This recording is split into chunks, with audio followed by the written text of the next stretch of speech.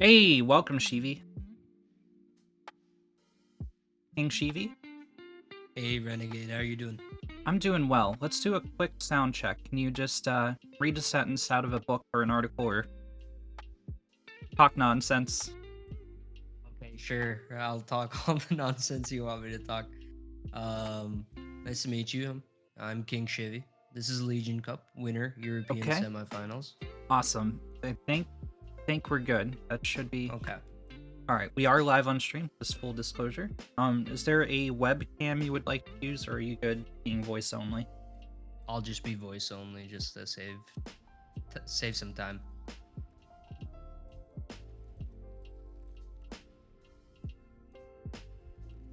All right.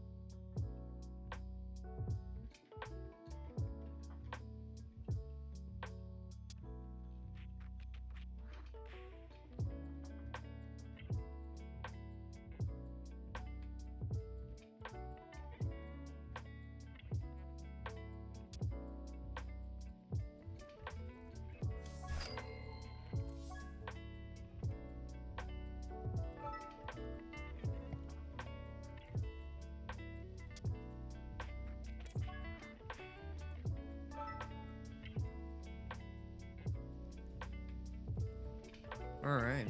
And just to confirm, there's a 2-minute delay on this. Okay. Awesome. So welcome everybody to the Legion Cup.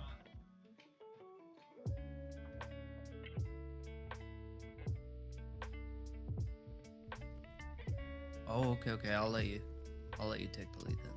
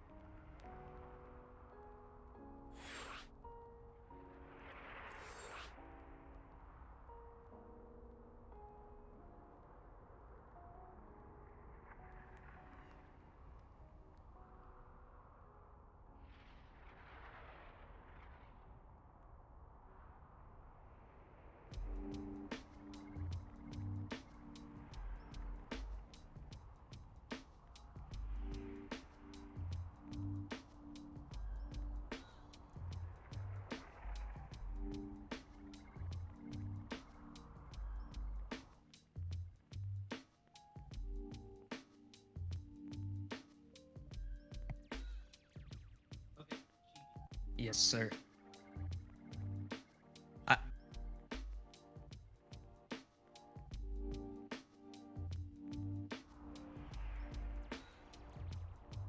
yeah, a bit. Yep.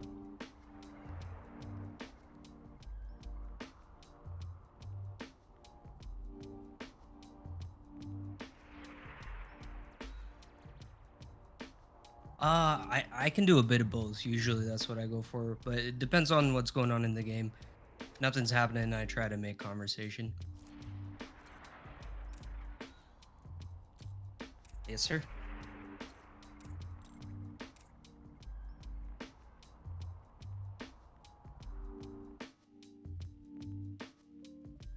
Perfect.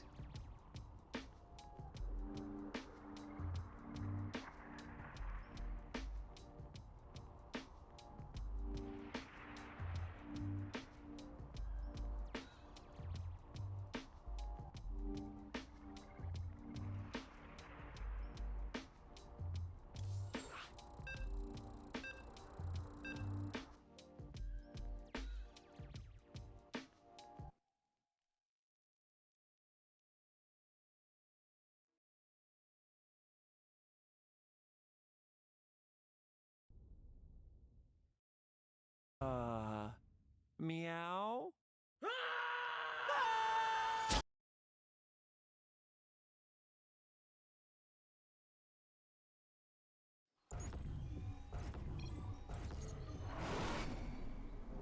Welcome to our best of 5 semifinals for the Legion Cup EU Winter.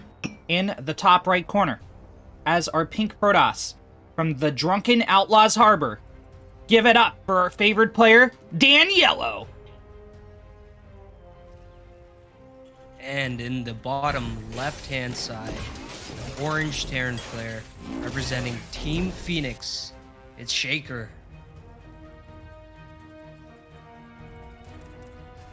Okay, so Dan Yellow, undefeated in the Legion Cup EU Winter.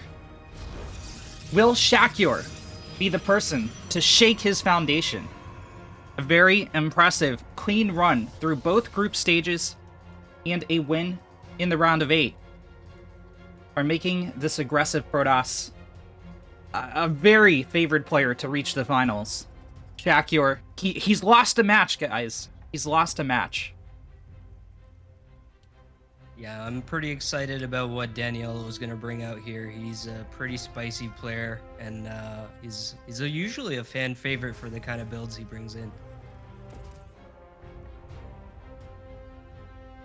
Already you can see a probe sitting in the top left-hand side on the minimap there. Yeah. And I want to give a shout out to everyone. Thank you to the people who followed Mixu. Thanks for starting the hype train, the bits, the subs from Legion TV. Really appreciate it, guys. Just wanted to get that intro off without a hitch. And what do you think we're going to see here, Shivi? You know, in this matchup, I wouldn't be surprised if he throws a Stargate down just to proxy it over there. But I don't know. Daniolo's known to do, even DTs at times. But look at this. He throws a Nexus down. This is going to be a secret base. Okay, out of all the things I could have expected, I did not expect a hidden base. I'm not I'm not even ashamed to say I had no idea that was going to happen.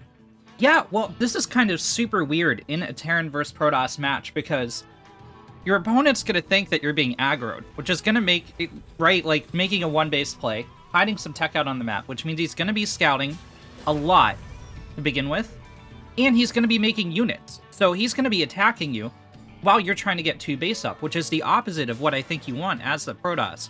Shakur not doing anything too dramatic just yet, but will he change his plan here? He should, I think. Yeah, and unfortunately, his scout's even going to be delayed because it has to come back and deal with this adept. Meanwhile, Danielo has his Twilight Council about to finish. This could be a Blink Stalker aggression, and like you said, he wouldn't even think that there's a hidden base behind this.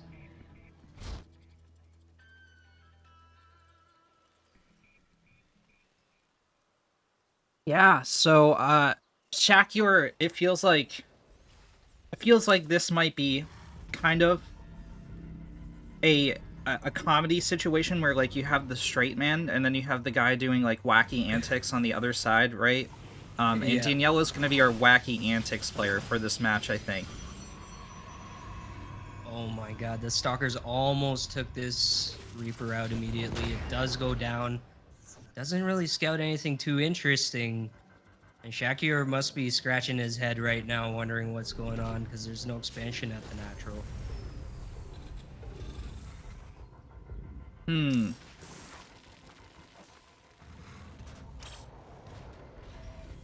Hmm. Poising up for defense, I think he is, making the right choices in securing some defense at home before he even thinks about doing anything aggressive. But look, even the Marine is going out to just check around the map what is hidden because nothing's at home. Yeah. This is this is a scam. Shakur should be very confused right now. He's like, where's the attack? You know, why am I alive? Why have Yeah. I not lost any units? And you And can see how well this build Danielo has timed out because the War Prism is about to pop out as Blink finishes. A handful of Stalkers already across the map, and Shakur will just now realize there's a hidden base. yeah, Shakur sending in the Marine, even gonna kill a probe. But at this point, there's not much he can do about it. He's going to be playing on the defensive. And really, this is Danielo's game to win at this point. He's just going to be a little bit ahead, and he's about to start his aggression.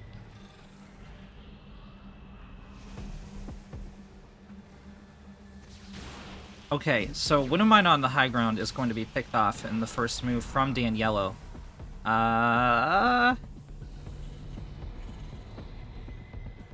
Shakur's still sitting back, man. He starts up his third CC. I don't think this is the play. I think he's got to attack.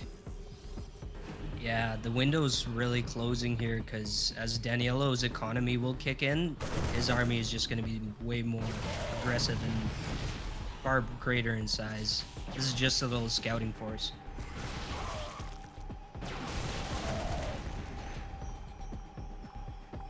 He's even chipping away some Marines out of the bio ball, which is really going to slowly push.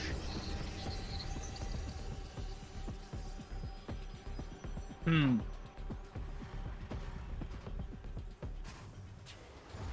This is looking, like you said, Shakir is going for a pretty standard This is like Marine Danielo. Marauder, Yeah. This is like Danielo called Shakur on the phone, and he's like, "Hey, listen, I'm in trouble. My name's Keanu Reeves, and all I need you to do to help me avenge John Wick's dog is give me your credit card information, the expiration date, and the 3 digits on the back." And Shakur's like, "Yeah, okay. You know what? I'll do that. I'll let you get ahead of me in economy. I'll let you get out of Colossi and attack at 7 minutes. Will this disable be enough to win for the Terran? I think not. Like, this tank line looks scary until this next warp-in gets here. And all of a sudden, the charge lots kill off one tank, kill off the other. Even with the second disabled there, it wasn't even a force to be reckoned with. And Danielo, he's just kind of a one step ahead of Shakir at this phase of the game, just in terms of his tech and what he's going into. Meanwhile, just now Vikings are being pumped out, so basically losing an army to realize what you should be building. Ooh. That War Prism just saw its life flash before its eyes. Double Forge for Danielo.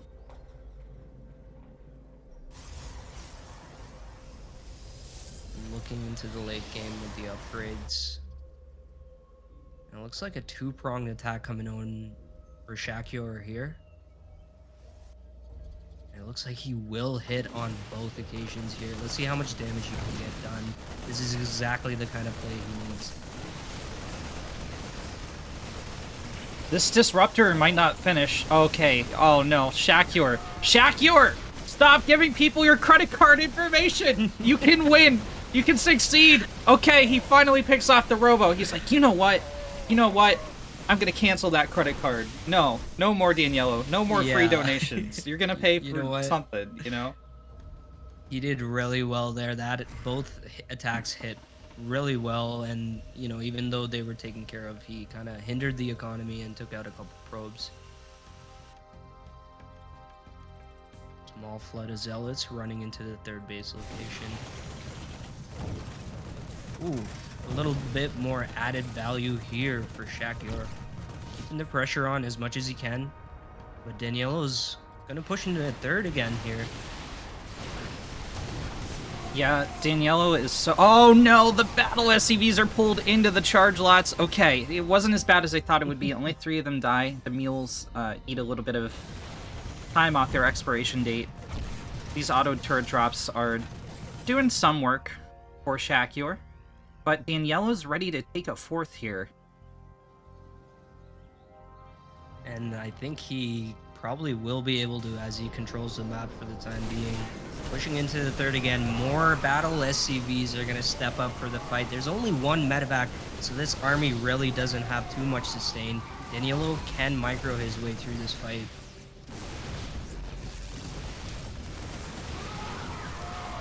Ooh, with the charge lots coming in, he takes the head-on fight, but they will both just go their separate ways for now.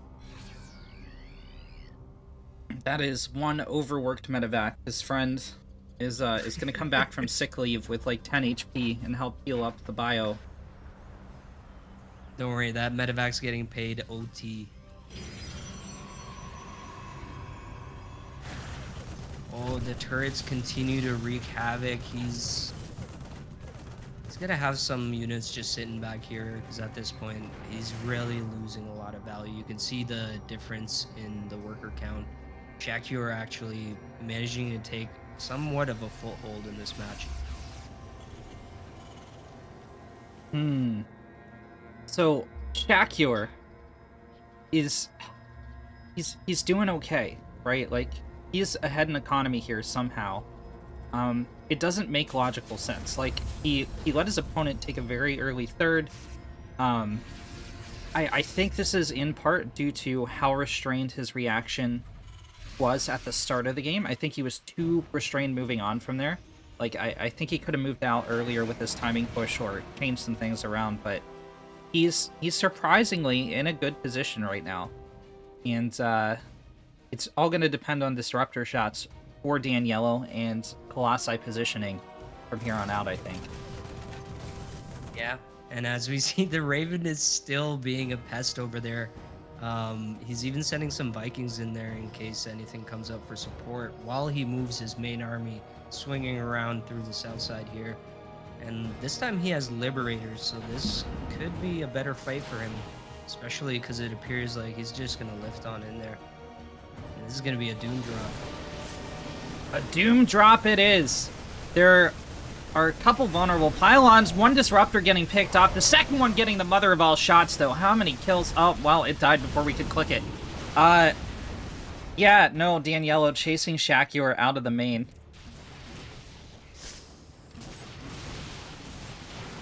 Shakur. I really like that move. Go ahead. No, I was just going to say, I really like that move because this is exactly what he needs. He needs to keep the Protoss back home defending, as he, like you said, he's a late bloomer this match, and he's just starting to spread his wings. It's kind of like the tortoise and the hare, almost, right? Because Daniello had a very good opener. It's just, you know, the turtle's slowly gaining ground and trading out better and better. You know, we've mixed our metaphors here, but the numbers speak for themselves. The Protoss now almost 1,000 minerals behind where the Terran is as far as trades, and those minerals being lost right now are in production. So Daniello moving into the Terran third as the drop goes off in the main. Warp gates are dying, pylons are dying, the Nexus under threat, the Cyber Core under threat. Danielle is not even microing this attack. He's fully focused on the defense at home. And yeah, I think you might be right that the turtle did manage to get ahead of the air while it slept.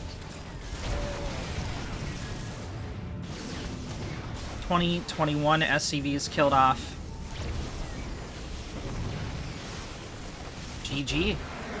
Shakur takes a turnaround of a game number 1. That was a spicy one. Shout out Dave Testa. Happy birthday, buddy. Yeah, happy birthday, Dave Testa. You have no right giving me subscriptions on your birthday, dude. Happy birthday, man. Yeah, and thank you to everyone who followed Mars Bar. Combatant King Shivi himself. That King Shivi guy, who's that? Hallowed Smoke. Dave Testa and Land of Legion TV, which I'm assuming is also Dave Testa. Thank you for the subs. Meow. Dr. Cobra, thank you for the subs. And thank you, Dr. Cobra, for being our observer today. Doing some excellent camera work, so. Oh, I felt so free.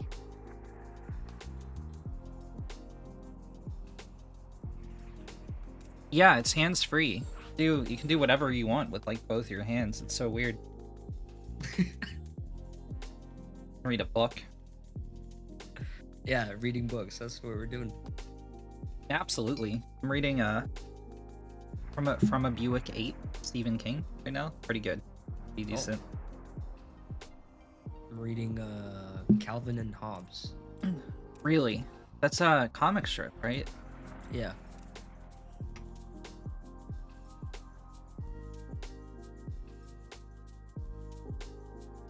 All right.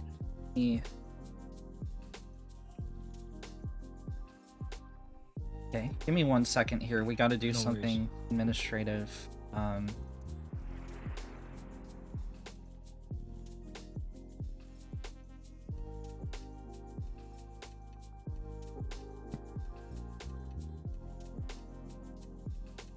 Okay.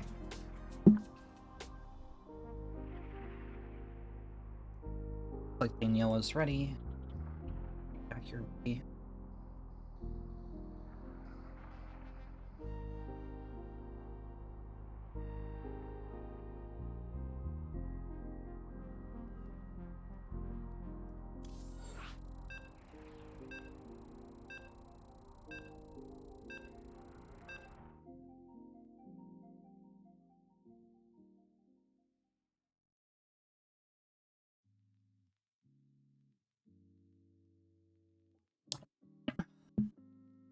So, these guys have actually met before in the Team Legion. Well, okay, how should I word this? Legion Cup bi-weekly. Right. And Shakur took the win there. So, in the bottom right, once more from the Drunken Outlaws Harbor, it's Daniello.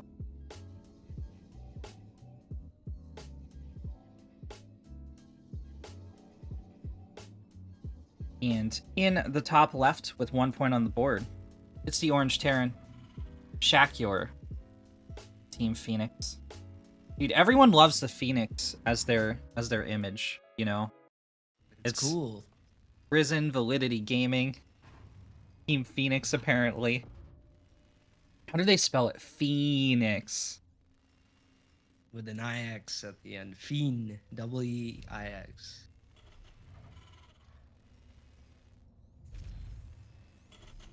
I'm just keeping an eye on the map to see what where his worker's going. Like, you always gotta watch the worker.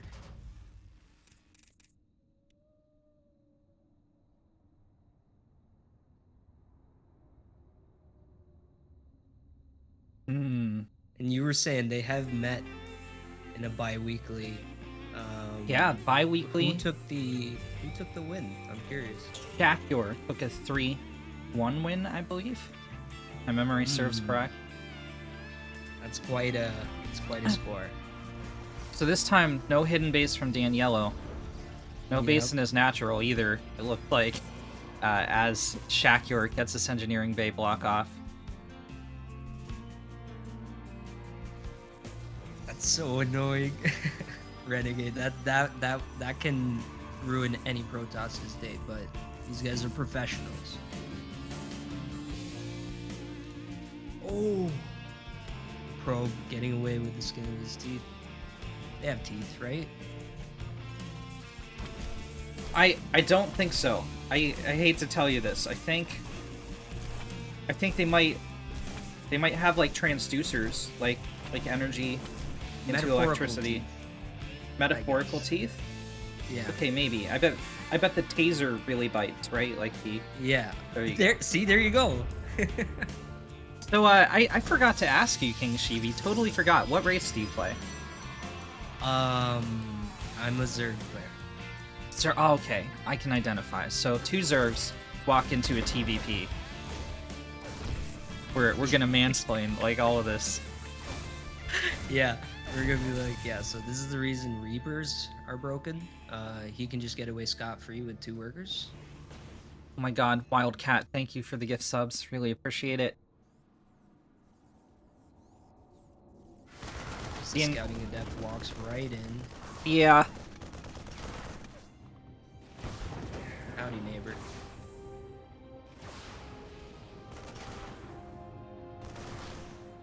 Oh.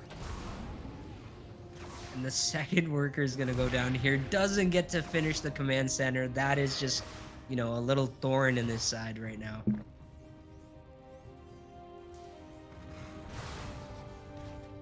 There's absolutely nothing here to defend Renegade. The Adept gets surrounded by battle workers. Yeah.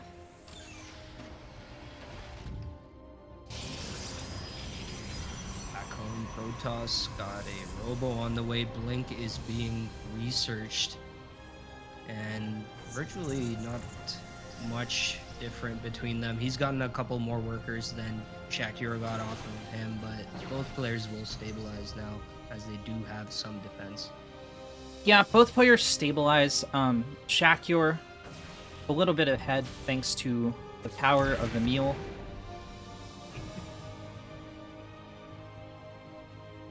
Do you know someone who is very familiar with the power of the mule? Who? Scuba Steve. So we're going to shout out Scuba Steve and Team Legion for sponsoring this cup for us, Meow. for putting this together. I know they had some internal stuff going on over the last few months, but still managed to put on this epic tournament.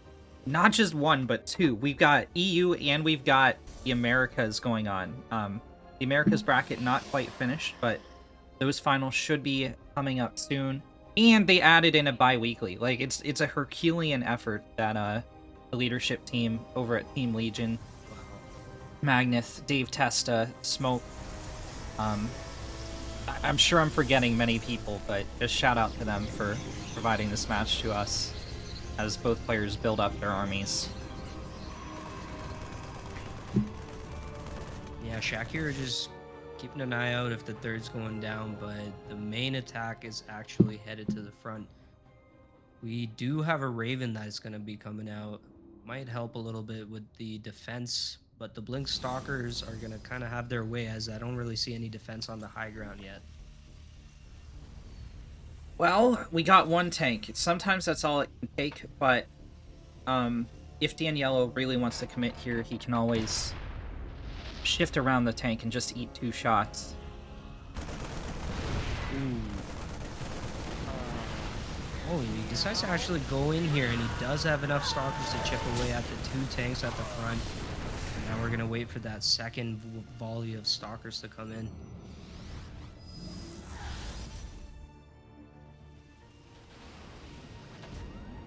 I do like this. This follow-up attack is going to be kind of elevated up here on the far right, where there's actually no vision even here. And Renegade, this might be the one that actually does the lethal damage. The worker line unprotected. Shakir kind of focuses defense on the front. Immediately the tank's going to get picked off. Ooh, the tech lab. He doesn't get the one with the stim, but it's a, you know, it's a guess at that point which one is doing the research. Kind of a silver lining in Shakir's game so far there. Yeah. So He's just lost a little too many tanks, Renegade. So the biggest thing well, okay, speak of the devil, I was gonna say we're not seeing the third command center just yet, right? This is gonna take a while to hit, and Shakur probably is going to be moving heavily into Robotech moving forward, I would assume. That's usually the route you go at this point, but we're not seeing the Robo-Bay just yet. We are seeing the Forge. I would assume he'd want to take a fourth. That is, assuming Shakur survives this, which... Okay, we have a recall. Interesting. Flexing. I don't think that was necessary. I think he could have traded out really well there, but... That's why it was flexing. He could have done more damage, but he's like, no. Is it a flex that's going to cost Daniello the game though? Because when I was trying to I agree with you. predict things earlier, I was assuming that Daniello was going to trade out against this bio, because the whole theory behind that attack is to stop the Terran 2 base push from hitting as early or doing as much damage. Now, it looks like Shakur might not go for that push at all, but if Daniello tries to take a fourth, and he's got Immortals and Gateway units on the field against this much army supply, Shakur could absolutely just end the game.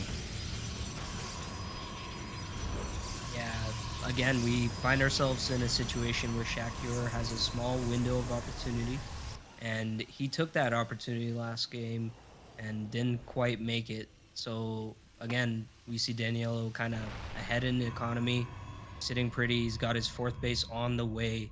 And like you said, Shakur is slightly behind because his third would be up and running.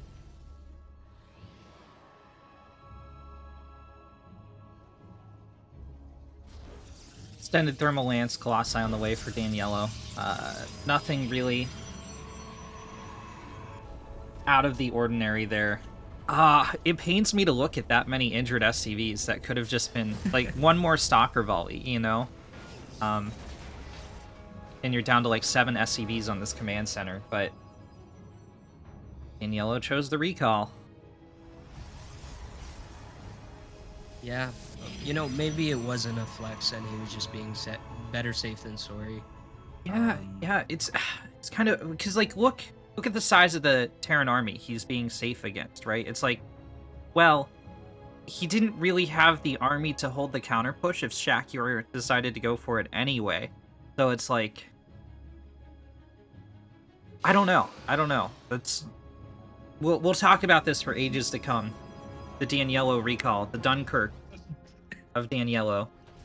It'll be taught in psychology classes as a case study. And this is a pretty spicy siege position. He's got to make sure that he gets a couple units on the other side immediately, though, because those tanks could get picked.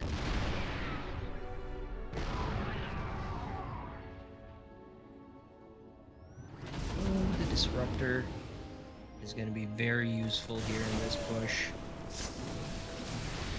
And Shakur kind of caught out of position this time because he just volleyed a group of units over the mineral wall. All That the tanks was are going to go down along with the small army of bioforces. Yeah, Will he get the unfortunately, Nexus in time? well, he's gonna get the Nexus. It doesn't really matter because Daniello is still on 3 Nexi. He finished up his 4th a while ago. But that was terrible Liberator positioning from Shakur. That was really the clinching point of that engagement. You get those Liberators sieged on the ramp, shoot the Colossi a bunch, get a kill on one. It's a different engagement entirely. Zone out the Disruptors, etc. But he sieged them right over the Blink Stalkers. And then the tank line went down. Then the bio went down. And it was just a domino effect against a very powerful army of Shakur. Something to behold, that's for sure. Protosses across the galaxy cheering in admiration. I'm not too sure. Shakur, he had a good push there, but again, that was possibly the worst engagement he could have taken. It's like the end of the Rise of Skywalker, where unexplained battle crew or Star Destroyers are just exploding over planets. Like Falling over the Protoss are looking up like over Shakuris, and there's a battle cruiser breaking apart. It's like they killed 20 Marines over on Romanticide. Oh wow. So. Oh my god, that is dead. That's super dead there, Renegade. Yeah. Yeah, no. Daniello. Daniello with the moves. The Vikings will pick off one Colossi, but Shakir is not retaking this third for a very long time. Now, I don't think Daniello would be wise to push into this, but he can certainly bait Shakir out and keep sending Disruptor Balls into the bio.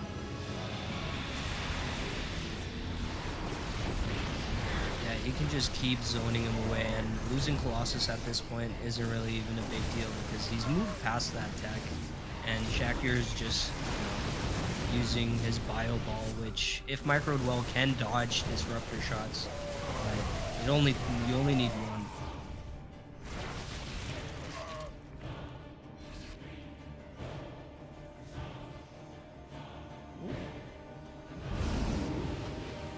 Yeah, so we're seeing that third CC being rebuilt, which is not something you want to hear at the 13-minute mark as a Terran. Daniello back up to 4 base, finished his, initial third location Nexus during the fight, and he's transitioning into double Stargate. Double drop going off for Shakir, and it's got to deal some damage. It's got to deal some terrific damage, because the army supplies look like they're only 20 part. They're really not. Daniello is making this investment into Stargate. He can easily take the money and dump it into Gateway units, dump it into Robo units, if he wants to, and we're seeing that exactly now. He's remaking the Prism, and he's getting another Colossi onto the field as he senses a Terran counterattack.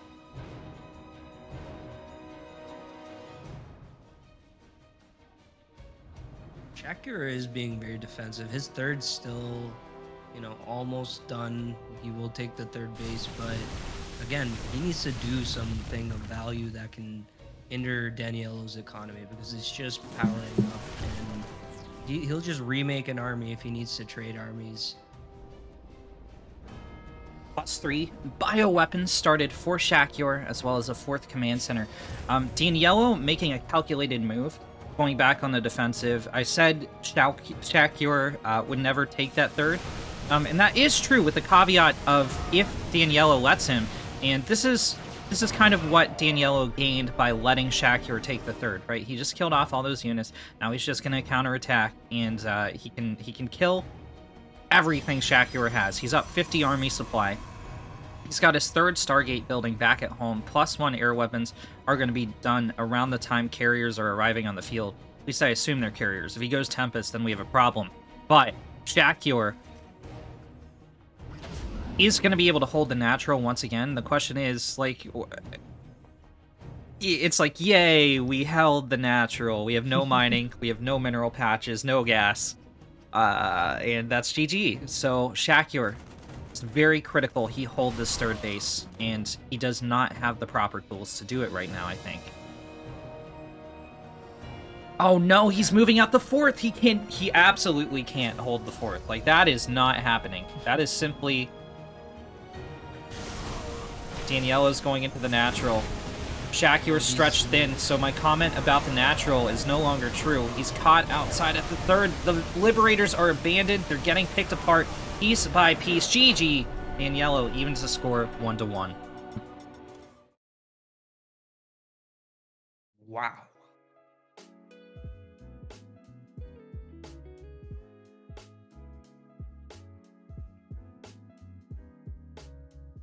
Guys, if you are not familiar with Matcherino, every time you copy paste one of the codes into where it says coupon, so you go to the Matcherino page, right? You click the link, highlight it in Twitch, Control-C, go to the coupon code, Control-V, sign in with an account, and it will add 50 cents to the prize pool at no cost to us and no cost to you.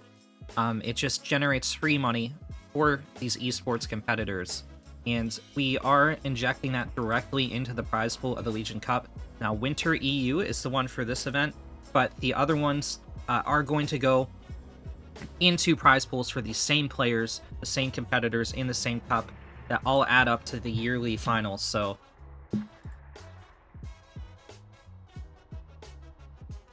also, thank you to 97 Unknown, Lublix for the follows, and Wildcat for the gift subs. Really, really appreciate you guys. Map number 3 is going to be Lightshade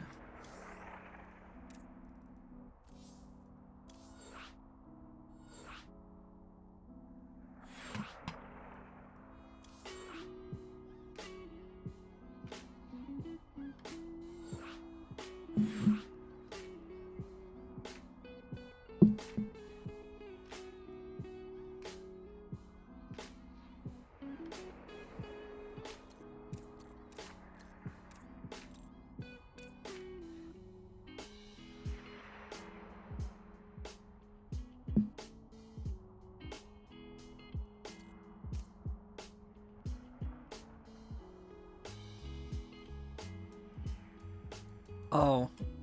Oh man, the drama started. Shaq, saying, was wondering why there was a GG well played after the second game, but not the first.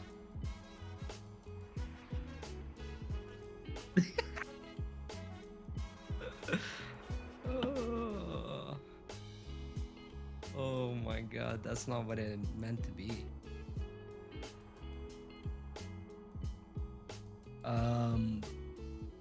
Sorry, I was just distracted because I was signing into 3 different accounts and donating on Matcherino. Oh my god. With I'll never 50 forgive cents you. each. I'll never forgive you. That must have taken at least 30 seconds to do that on 3 different accounts for Matcherino. It did. Wow. That's why I was just silent for a second there.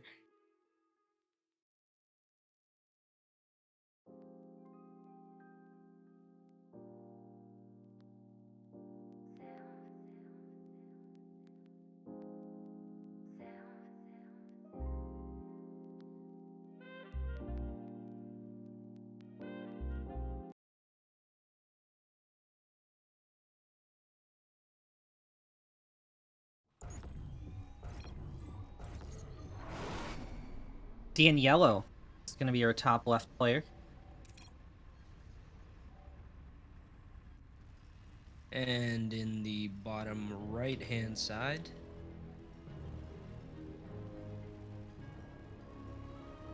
Shaq. is Shakir, yes. Sorry, it was just on Daniela's.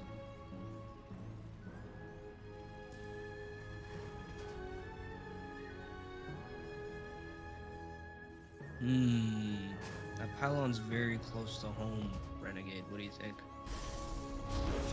I think it's going to be standard Protoss play. Aw, yeah. Oh. Fans go wild.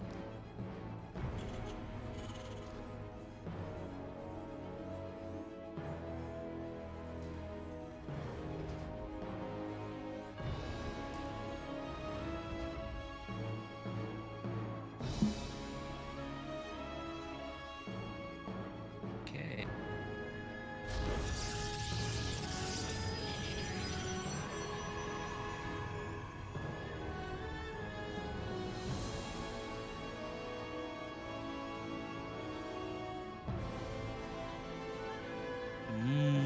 Suspicious probe movements. Is it, or is Daniela's he favorite. suspicious of Shaq dropping a proxy rack somewhere? Oh no, don't. And Furil, thank you, follow. So Shaq going into Reaper. You know what? You know what he did? Look, guilty, innocent until proven guilty, right?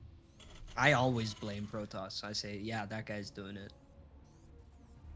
Higher win rate.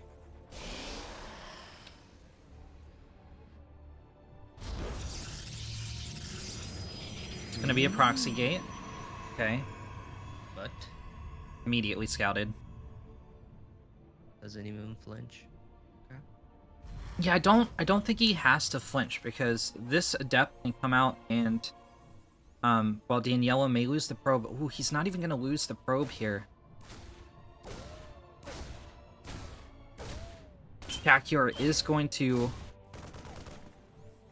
aggro onto the pylon, which I think is a mistake because Daniela's just gonna defend the pylon with the adept. Shaq is under threat of losing the Reaper and won't be able to scout moving forward. Okay, he should take one shot.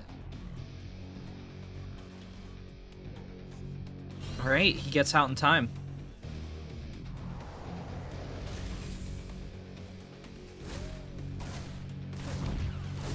Ooh, the workers start to take some hits. They'll only lose one, that's not too bad, but basically the cat's out of the bag in terms of the proxy. So Shakir should be able to hold any kind of early aggression if Daniello even decides to go for that.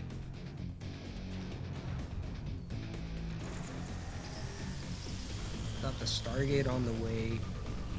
And it looks like he's got a couple Widow Mines for defense.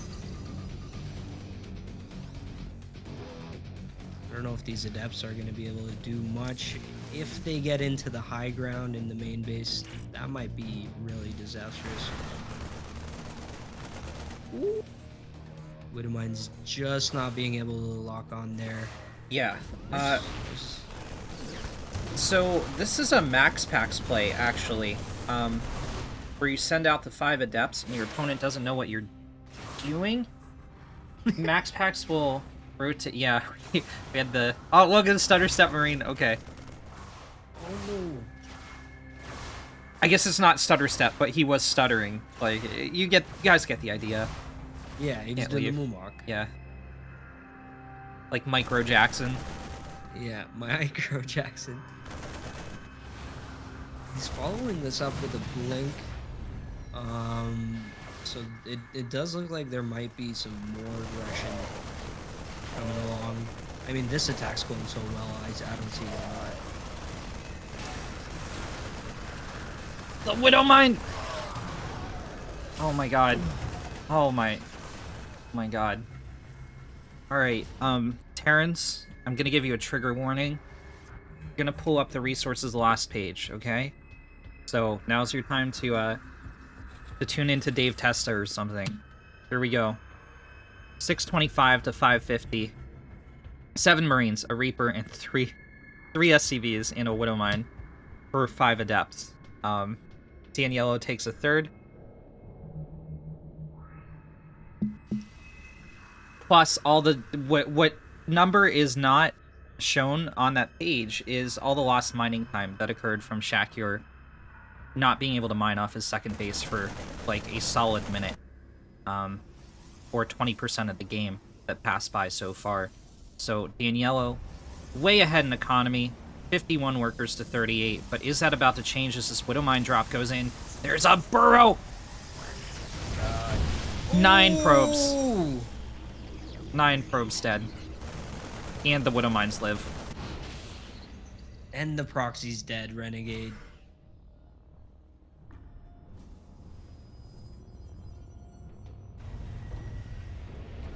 My goodness, Shakur. And Daniello's truck tire is flat. His wife's divorcing him. And his phone's out of battery.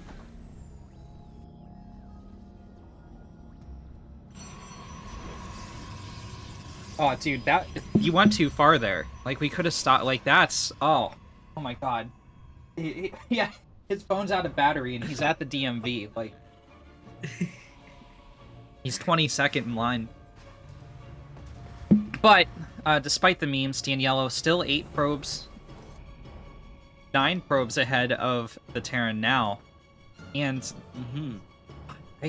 this is all about Shakur just not creating SCVs. Let's actually, I want to check that. So he's oversaturated on the natural, but he does have a third. Like, he could be moving out this third, and he just isn't right now. So Shakur turning what could have been a massive, like, incredibly major lead into a much more even game than it needs to be. With mules, he's still slightly ahead here, but like he could be just in an incredible position, right? Like a dominant, like you can't come back from this Daniello position. Disruptors for the Protoss. Charge finishing up. Stim not quite here yet. 2 seconds. Okay. Shakur's safe now. He's definitely been delayed kind of in his build. You can see, again, Protoss kind of ahead in the tech race, getting that extended thermal lance, getting the splash damage. +1 isn't up yet for him, as, you know, Terran already got his. But Terran, no Vikings in sight. He's just got a handful of bio ball. And again, last game we saw you know, the hero medevac that had to kind of shoulder all the weight of the bio. Hopefully he's, you know, fixing these little issues that he saw that were imbalancing his army just in defense and offense, because Daniello doesn't have too much right now. He can absolutely do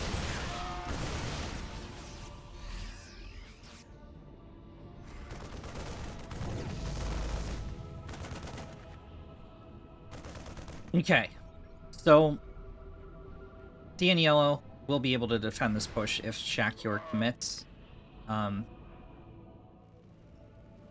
Shakur is not going to commit. That's a very wise decision. Starts up a 4th base on location at 3 o'clock, and we're gonna have a lull in the action as both our players build up, lick their wounds, and think about what they want to do for the late game. We might see a drop go off or two, but that's gonna be it.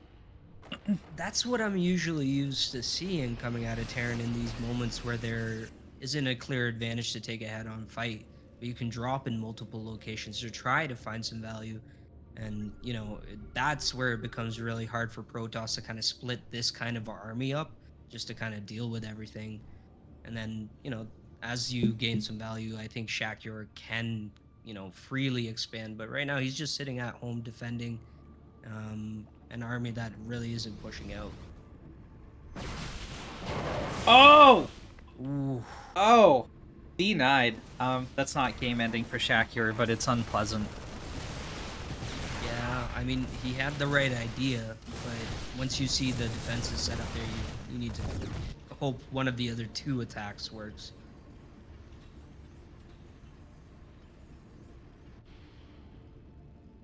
Oh no.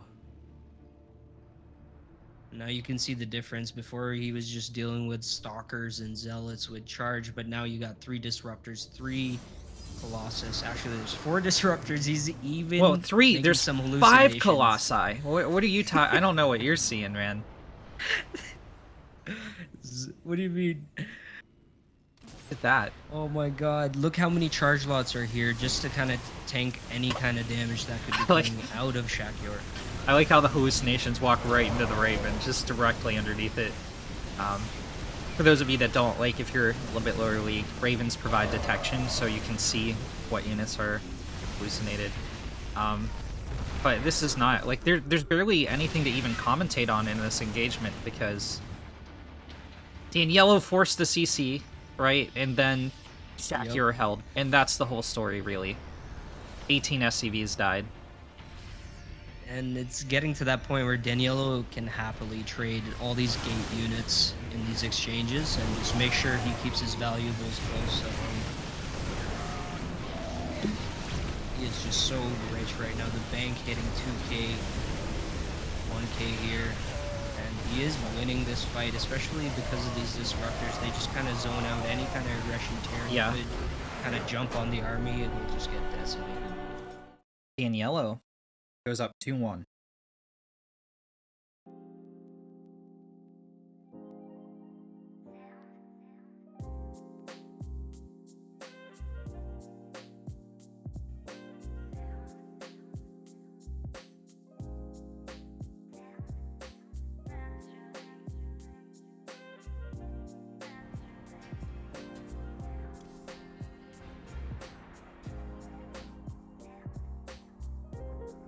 Okay.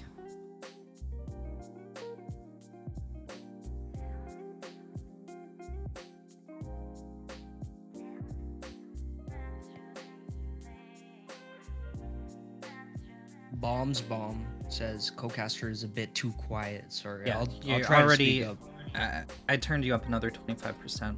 That helps. Okay, then I'll just keep it to where I was. Yeah.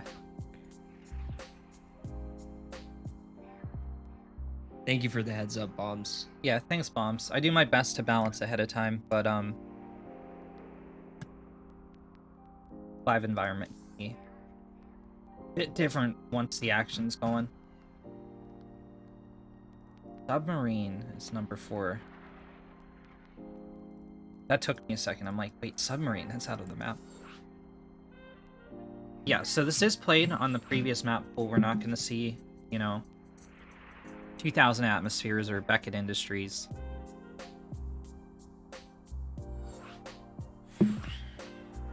Okay, we're in lobby.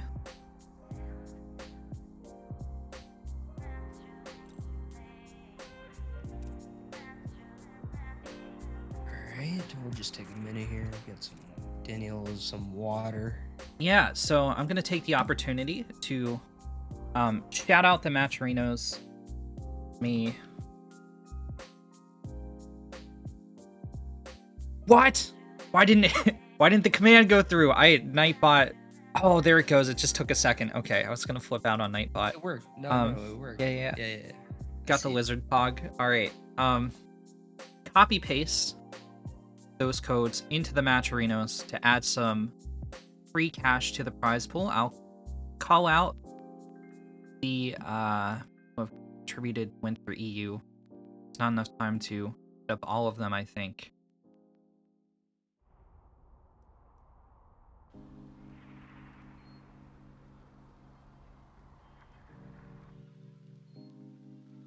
Yeah, so Chivi, Rexter, Pikachu 92, Left Clicks, Fat Nice, 97 Unknown, Dave Testa, Alejandros, Powell Warius, Chelch, Piant, Cronky, Cobblestone, Sniper, Destiny Star League, Mrs. Sniper.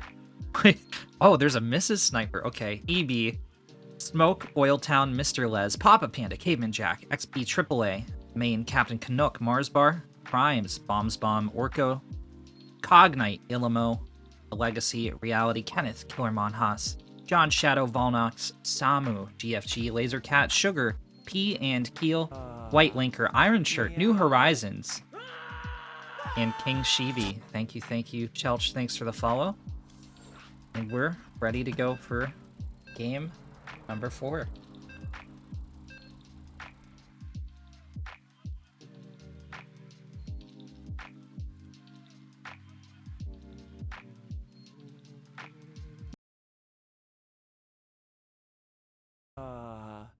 Meow. Ralliant Soul, thank you for the follow. What is that a reference to? That's from some JR, right? A Ralliant. Or is that a Pokemon? I don't know. That's from League. It's League of Legends! Oh my god. League of Legends is a Final Fantasy. Okay. Daniello's gonna be in the pink, in the bottom right this time. And in the top left-hand side, it's Shakur from Team Phoenix.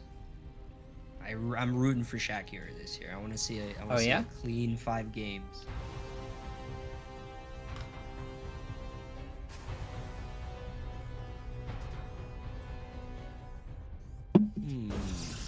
Very weird. Daniello hasn't cheesed yet. Is that very weird? I don't. Weird. So Daniello up 2-1 right now, correct? I didn't pass out. Yes. So. Yeah, Shakur is on the ropes. He's gonna get in the zone here. In it to win it. All the chips on the table. Yeah, this can be a stressful situation when you're down to match point, but Shakur luckily won himself a map very early on in the series, and this is way better than being down 2-0.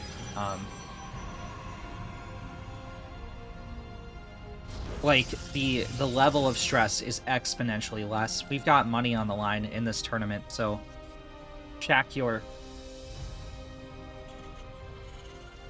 isn't just playing for funsies, and I think we're gonna see him, if he does fall behind here, if his back is pressed up against the wall, I think what we're gonna see from Shakur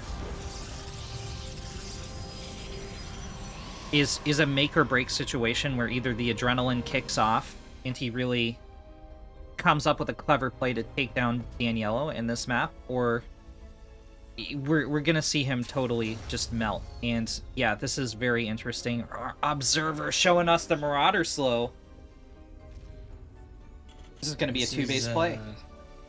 I'm already excited. I hope this is some early Marauder pressure. He can absolutely kind of go for some kind of play like that, because we've seen Daniello, he doesn't usually have any early Immortals out.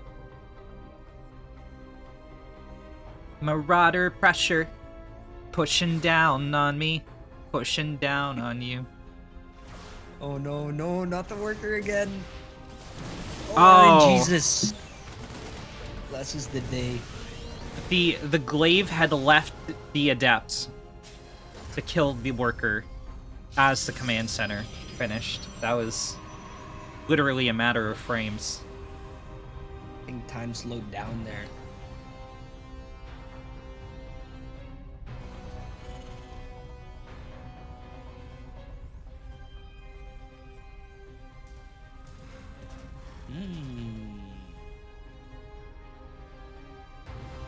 Okay, here come the Marauders. All two of them. Oh. Look, this could go really well for Shakur, but let me theorycraft for you here, Chibi. Okay, so let's say Shakur really commits to this. He gets Daniello down one stalker. What if Daniello selects a Nexus, clicks the shield battery overcharge hotkey, and then left clicks his shield battery, right? You feel me? So I think that's why we only saw Shakur like send out a couple Marauders before going into Stim and +1 instead of like building up 6 and sending them across the map. I don't think that's very viable in the current meta, which is why we almost never see it. This is some kind of bluff play from Shakur. That was not the real attack. The real attack is building up right now. And Danielle is actually going for the Disruptor drop. Oh boy.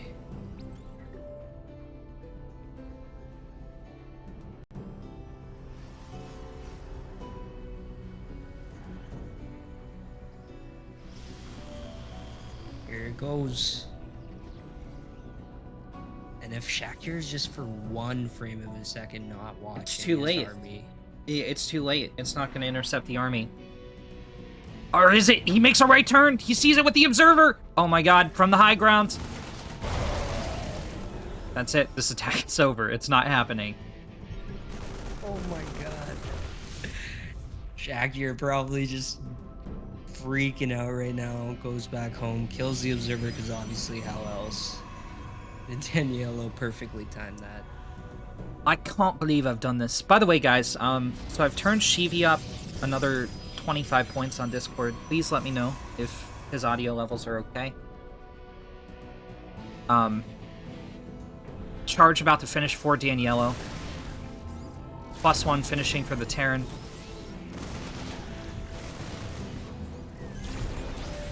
Okay. I mean, Shakur has a good force here, but if he gets hit by 1 disruptor shot, it's all gonna be gone. And look at what Danielle is trying to do. So he tried a flank there. It wasn't quite successful, but he wanted to catch the Terran army between Hammer and Anvil, and then strike at the middle with a disruptor shot. But, oh! As GG, Daniello takes a 3-1 win! It moves on to the grand finals. I think Daniello remembered the last series in the bi-weekly. Yeah. And he certainly improved from match to match. So, in the Legion Cup, replays are made available to all players. You can study your opponent, and that's something very unique about this tournament, and I guarantee you Daniello studied those replays and studied them hard from Shakur. So Daniello continues undefeated to the grand finals. If he wins the finals, he will have played a perfect season of the Legion Cup. As far as match score, he's dropped like 2 maps the whole time. So, Yeah, really well played by both players. What an outstanding series. That was exciting till the end. So, Shakur still did really well this season. He's going to go home with 275 Legion Cup points, which is an entire 100 above finishing 5th through 8th, as well as $10 thanks to you guys putting in the codes to the prize pool and support from various people around community as well as the Legion team proper. So, we're going to start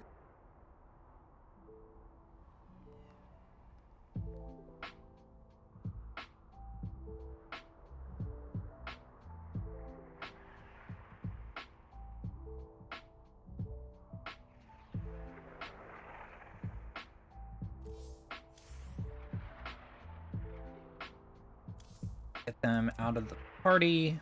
Oh, back here's gone. Okay.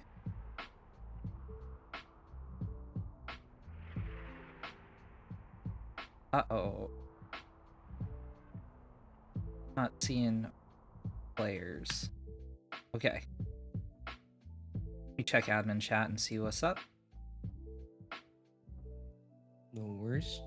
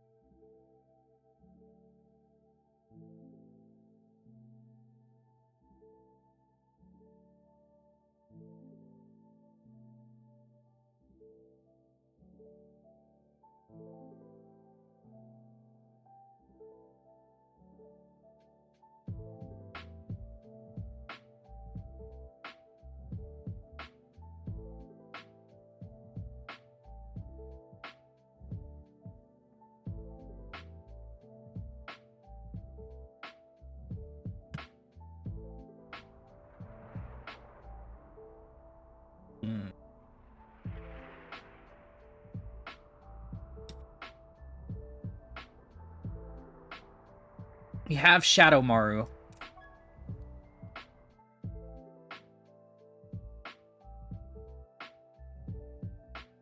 Nice.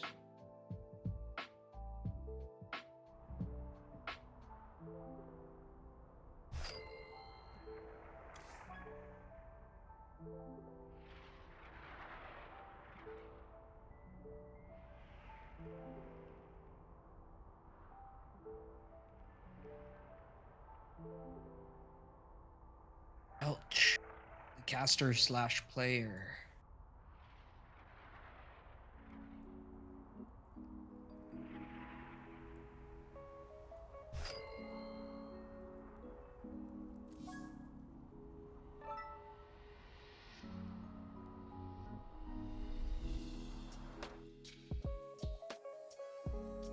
Okay, so this is going to be our second best of 5 today, and then we're going to have a best of 7 grand finals to respect the amount of money on offer, as well as the more important huge points gap, right? So the difference between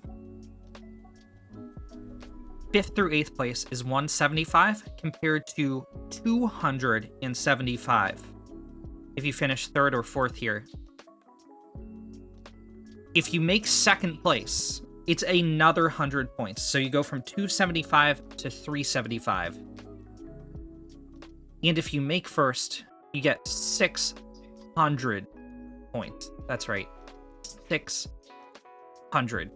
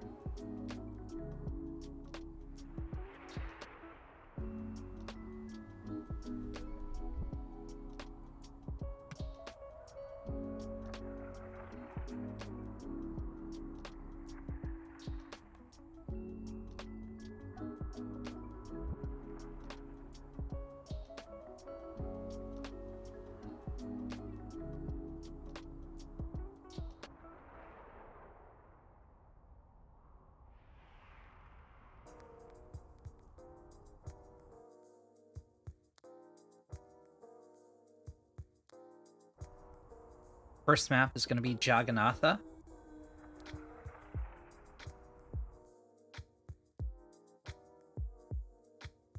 Romanticide for map number 2.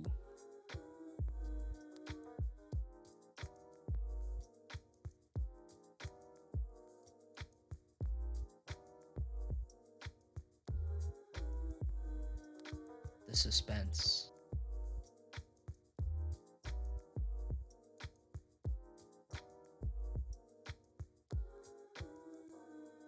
Death Aura. Map 3.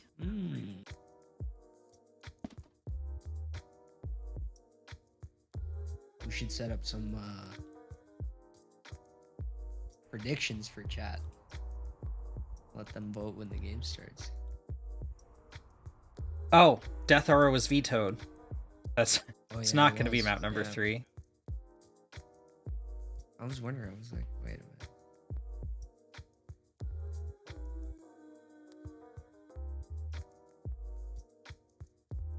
Oxide.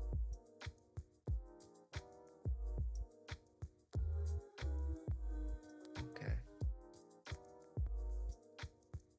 Fourth map is Submarine.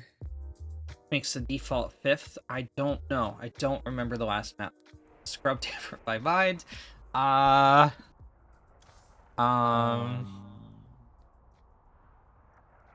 It's Oxide, no? No. never mind. Oxide's 3.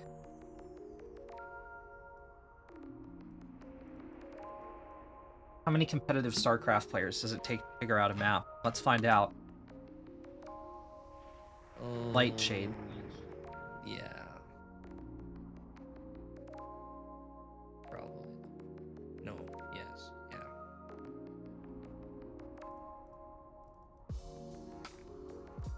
Have you had a chance to check out the new maps a bunch, or?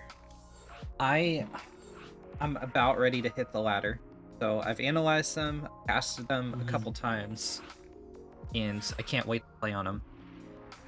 I was just gonna ask, like, you like them, or what do you think about them? I like that they're new. That's we gotta sort that out first. We'll see after I play a couple hundred games on.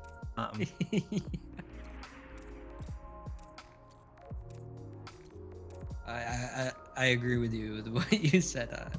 We like that they're new for sure. Yeah, like it's like Take what we can get. yeah.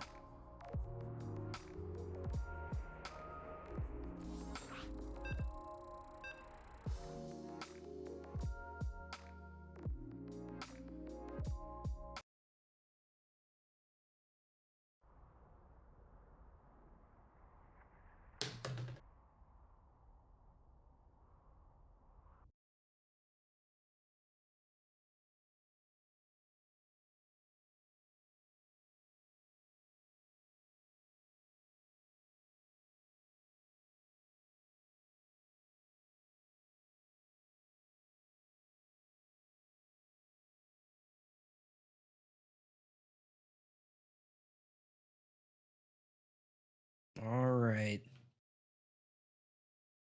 Okay.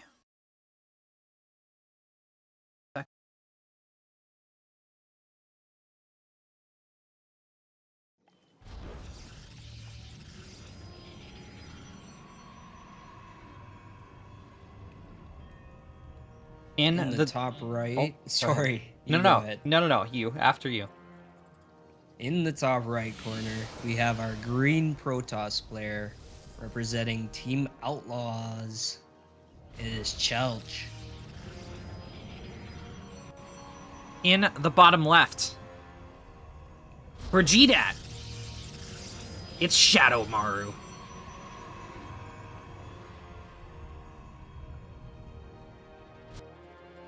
Okay, so I believe Chelch is favored here. He's 700 MMR above Kage Maru. Let me pull up my notes.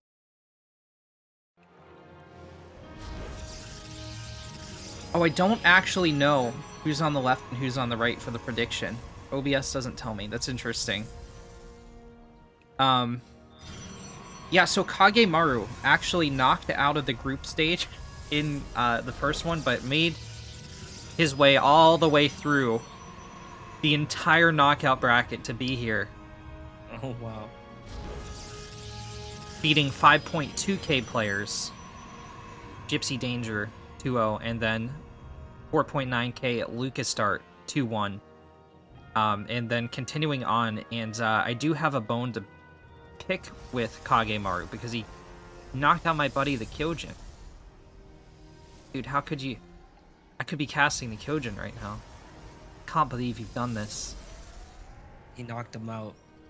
Yeah, so knocked him out in the round of 8 Oh. after Kyojin had played a perfect season. Oh my. Yep. Well, it's not perfect anymore, but... So, that's the kind of player we're talking about when we talk about Kagemaru. Kagemaru. So I expect in a PvP matchup he might be coming out with the more decisive builds. Or sorry, deceiving is the word I want to use. Deceiving builds. Yeah, so, have you ever played Smash Brothers Ultimate? Yeah. So, they have these... the word was in my head. They're not clones.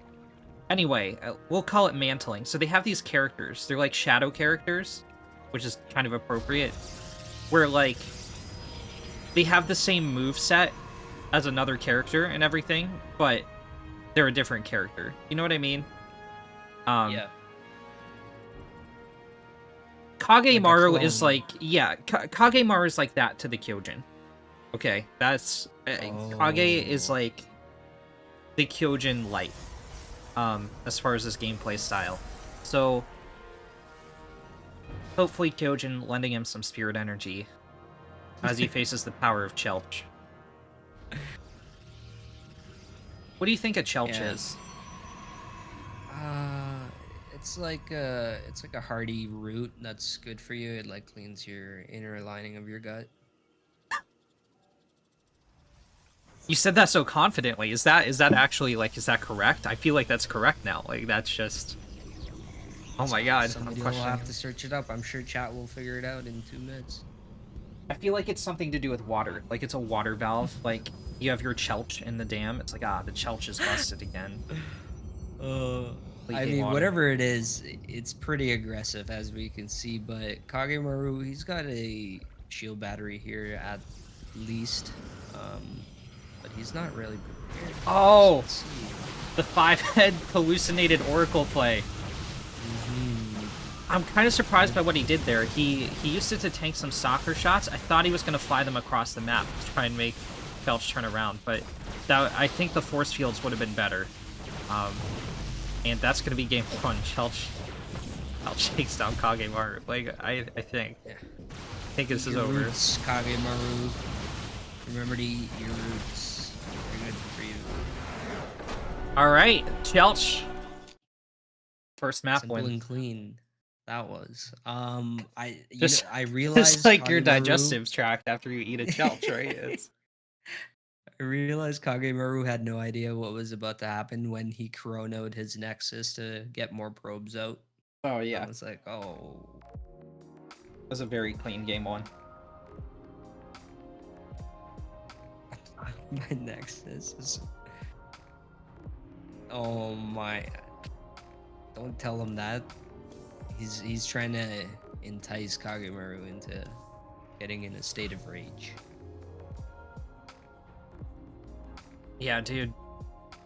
In my opinion, any chat, unless you're like friends with the opposing player, like real friends, I actually become a different person when I compete personally.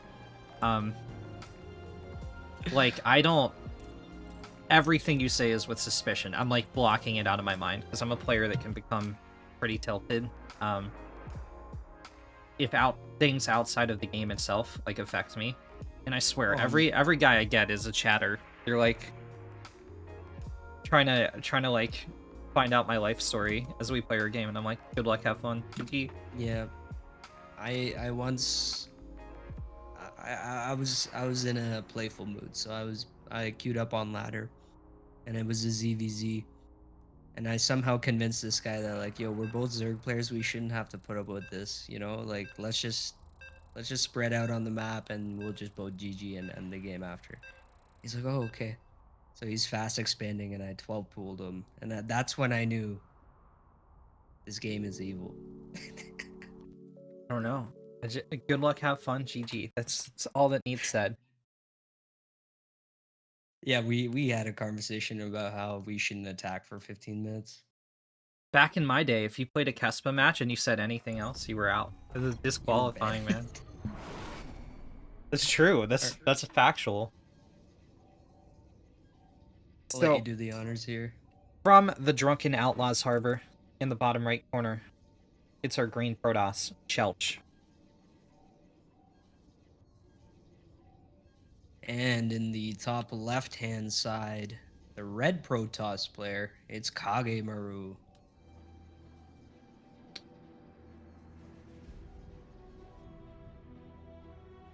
Okay. I really like what Chelch went for there, man. Is it Chelch or Kelch? I don't think know. I've been corrected many a times. I think it's Kelch. It's spelled Chel. Like, why wouldn't you put a K there?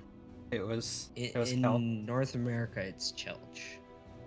Like the NA Chelch.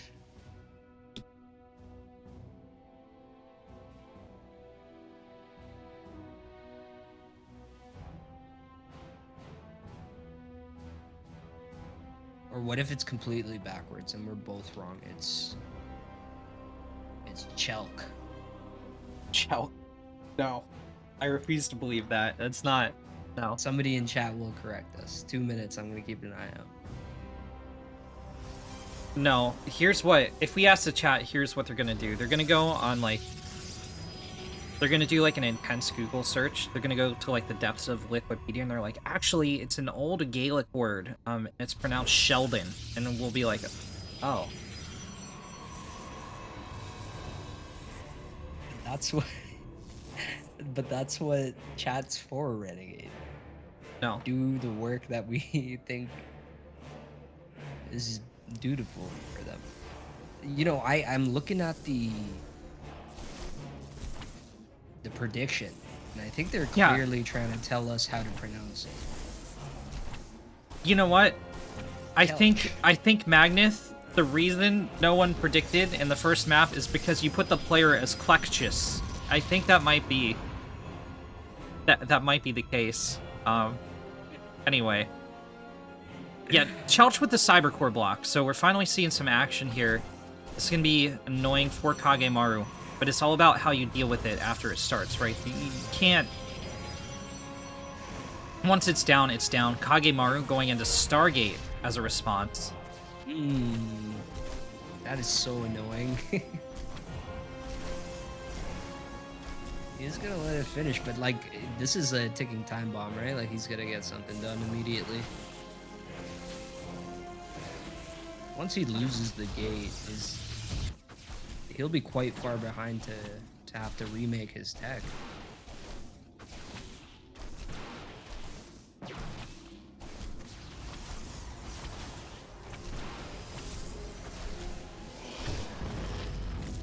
Yeah, Kagemaru just casually is going to throw down his Nexus. He's got an Oracle on the way. And Kelch is what I'm calling him this game, is honestly stuck with what he's got right now. He doesn't have a core. He's not going to be able to make more units that shoot up. So his Oracle might just be able to get all the damage. Yeah, it's going to be all about the positioning of the stock, the sentries, as this Oracle goes out. And... I just looked at chat. Magnath is like, it's Shelch.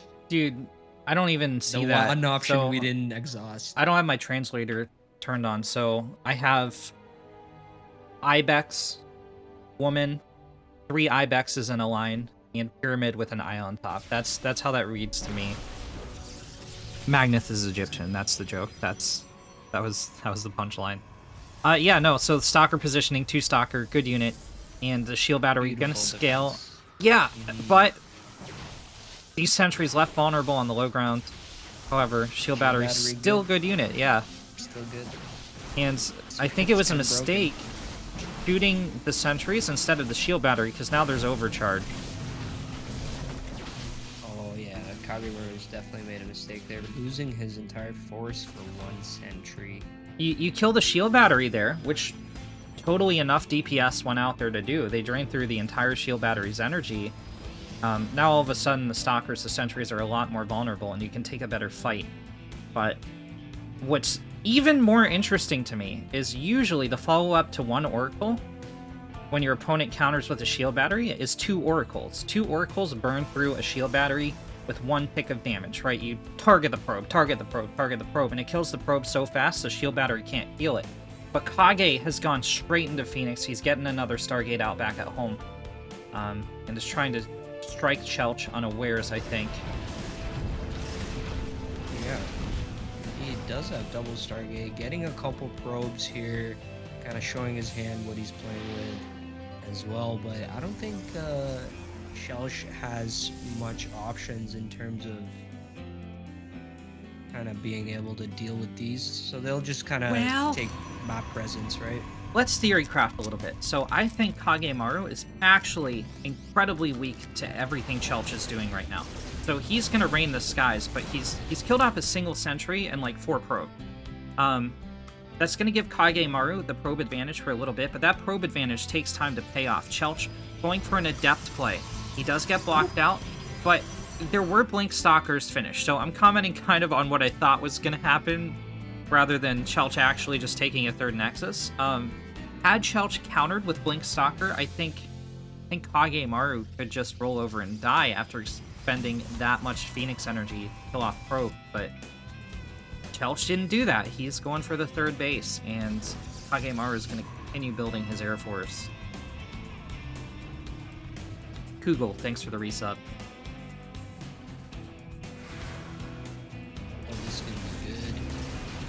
Air dominance will continue. He'll just have full vision on everything that's going to be going on for now. I'm keeping an eye on this proxy pylon that's in the north for Chelch, but I don't think he's able to use it yet. He's fully focused on the defense for now. I feel like the defensive play is a big mistake, man. He made Blink Stalkers. This hard counter to this build. Look at the Phoenix energy. There's nothing they can do here. There's 1 left out of all of these Phoenix. And Chelch could just storm across the map and end the game, but he's trying to macro. That is not the way. 6 worker deficit. Sorry, I was just going to say, sitting at home, you're just going to continue to take abuse once these get more and more energy.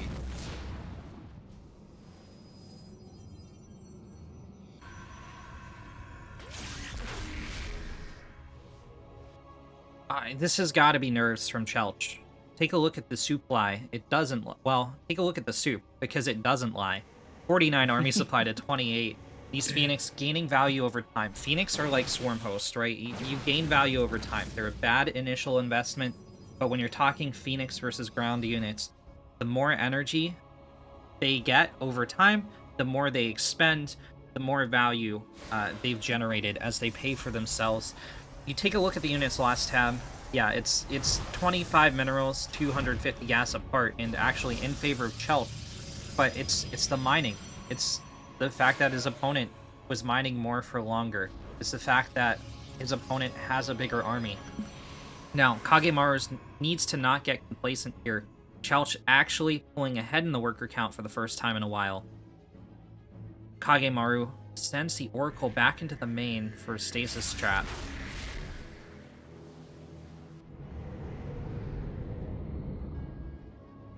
Yeah, and you can see that the worker difference is getting further and further apart in favor of Chelch. But Kagemaru is actually just making units for attacking. He's going 2 Void Rays at a time here. Starting to just now get more probes at his 3rd, so he is going to eventually fully saturate and catch up. I'm trying to keep an eye on when he goes for his 4th, if he does. Otherwise, we might see some kind of mid-game aggression that's could be game-ending if done properly. Ooh. Kagemaru lets 2 Stalker Volleys go out without a response. He'll lose a shield battery. And here we go. Here's the Phoenix lifts. Chelch just let this build up to a ridiculous amount of supply. And it's going to be 74 to 35 again. Chelch only getting the single shield battery and a couple units during the engagement. I think Kagemaru might be going for a 3-base attack with the difference in 4th timings here. No, he drops a 4th. Okay, both players kind of playing outside of my expectations this game. I think the fourth, probably just because he's banked so much money. Like you said, he's been mining quite ahead of Shelch for a bit of the game in the early half, and now I think the best thing he could do is try to continue to have map awareness and dominate the areas where Shelch might come in to, get this fourth base. And these Phoenix are going to go in. I'm curious if there's anything at all to defend the third or the main here. Well, we got one shield battery. It's going to do nothing when your probes are getting killed off in a single volley. The lasers just hit faster than the shield battery can heal. Kage is going to cancel the fourth, but should not lose anything further. 10 probes lost for Chelch.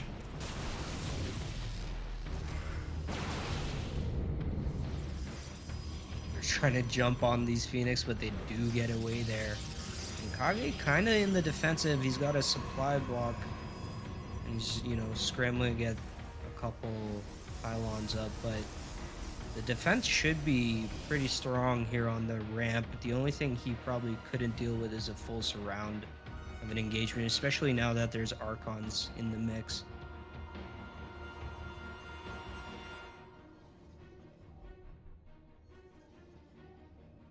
Boss 3 attack on the way, and I think that would be the trigger point where Chelch would really feel comfortable. He does have a good concave here. Let's see what he can get done. Huge blink in from the Stalkers. Archon splashing damage from the back. The Phoenix lifting what they can. And the Void Rays do it. The splash is so devastating right now. And there are a handful of Immortals here that can usher away the ground forces. This is the air fleet is pretty dead, Renegade. What do you think? I would disagree relative to the fact that they're trading, right? So Kagemaru is trading here, and he had the upper hand. So even though it looks like Chelch is trading really well, he's only trading okay, and he started that engagement out down 30 army supply. The difference is still 23. Kagemaru, I think, though, didn't need to take that fight. He could have sat there and fought under shield batteries. But he's totally switched into charge lots. Now he still is getting air armor. So we're going to see further air units from him, I do believe. Don't just, spend that much money and not do it.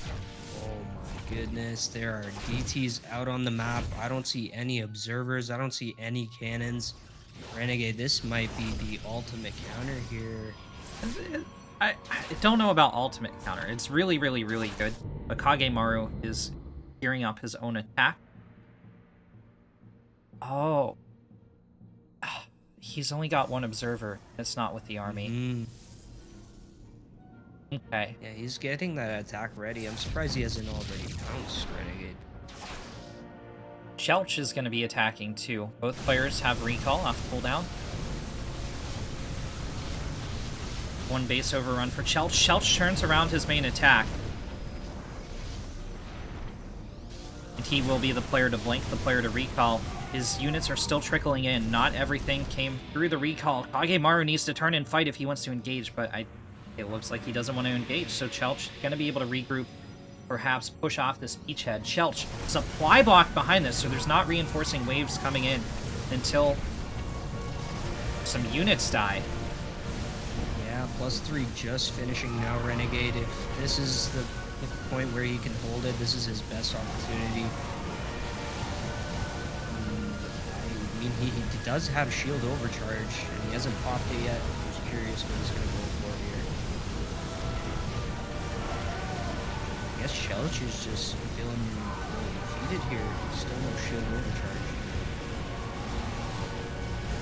GG. Alright. Oh, he's not leaving. He's not. Uh-oh. Okay, alright. Yeah. Kage evens the score I 1-1. thought something weird was up there.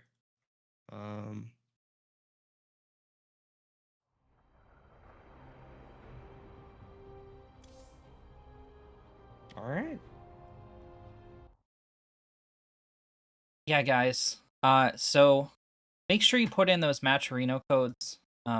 if you'd like, you can do sponsor quests as well. If you see a channel on the side, you're like, oh, I've been meaning to subscribe to Pig Starcraft on YouTube for a while. Just click that button and that'll add money to the prize pool for free as well. Yeah, we still have plenty of codes to go around. All of that goes directly into supporting this circuit. It depends which code you're putting in, which event it helps. But yeah, the Winter the Winter EU Finals is the one we're doing today. And then the Winter Season Finals, you're going to see all these players again. So map number 2 will be Romanticide. Wait, we just did that. Death Aura is map number 3. There we go. You're good. You're good.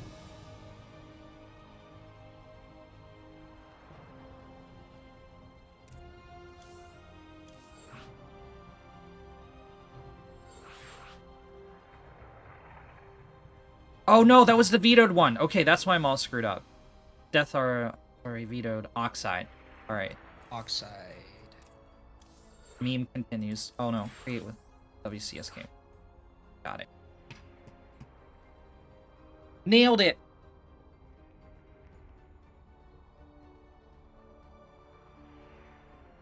I'm excited. These have been some pretty high octane games. Yeah. For PvP. Still better than a ZVZ. Is it though? Is it? I like some ZVZ. I think so. I like, the cool aliens fighting each other, Cool. Zergs are cool aliens. Zerg's just a mass of dots on your screen. So guys, remember, no matter what, we have a PvP grand final, so have that to look forward to.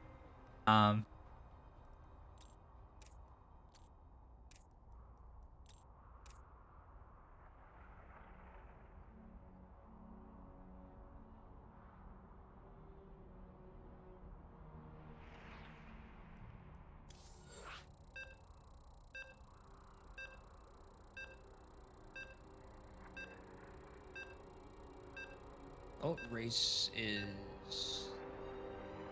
Rip. We'll have to read it now.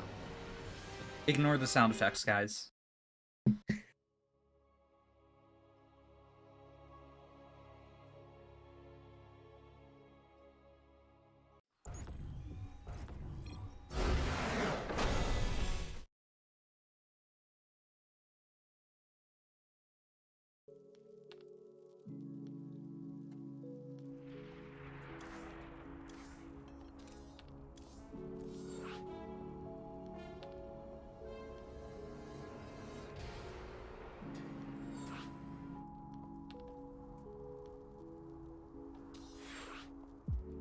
What do you think they have at the Drunken Outlaws Harbor? What do you mean? Like, what do you think they do there? I mean, just play StarCraft 9 hours a day real hard and then go out to the bar. What do they ship? Like, what?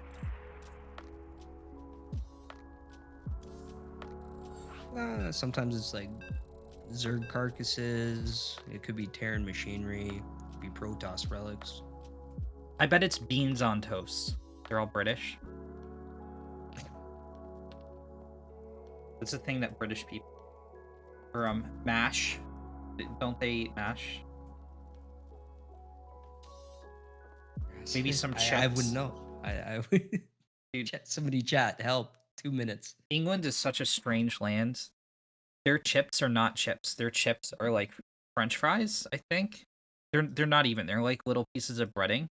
And then their chips are actually crisps. So, in the bottom left, as our crisp consumer from England in the Drunken Outlaws Harbor, Shelps. And in the top right-hand side, our pink Protoss player who tied it up in the last match, it is Kage Maru. Repping the GDA team. What does that stand What you know what? You know what I want to know, King Shivi? What do you stand for? What is I stand for Zerg rights. Where are the Zerg players represented in these leagues? I'm looking at you, Dave mostly Testa, the newly reformed Zerg player. where are the Zerg players? Mostly in Group Stage 1 and the knockout bracket. That's where you can find those. Lizard, why? Both players go for their scouts. As they should. Kage hiding his probe.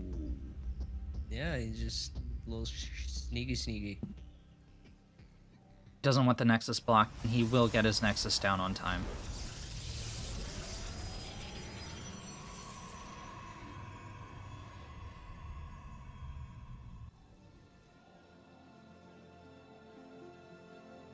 Both players have a full scout on what's going on, so waiting to see if our green Protoss friend gonna go for his expansion.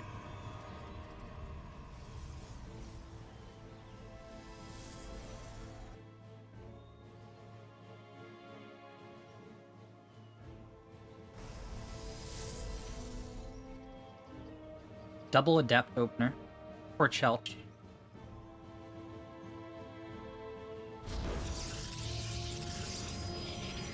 Single Adept for Kagemaru because he went for the Nexus first. Which is risky, and I'm kind of surprised Chelch is not punishing this with 4 Stalker. But it's too late now. Yeah, I thought he would have gone for something like that, but again, would rather stick to the build with the plan in mind, which is fair enough.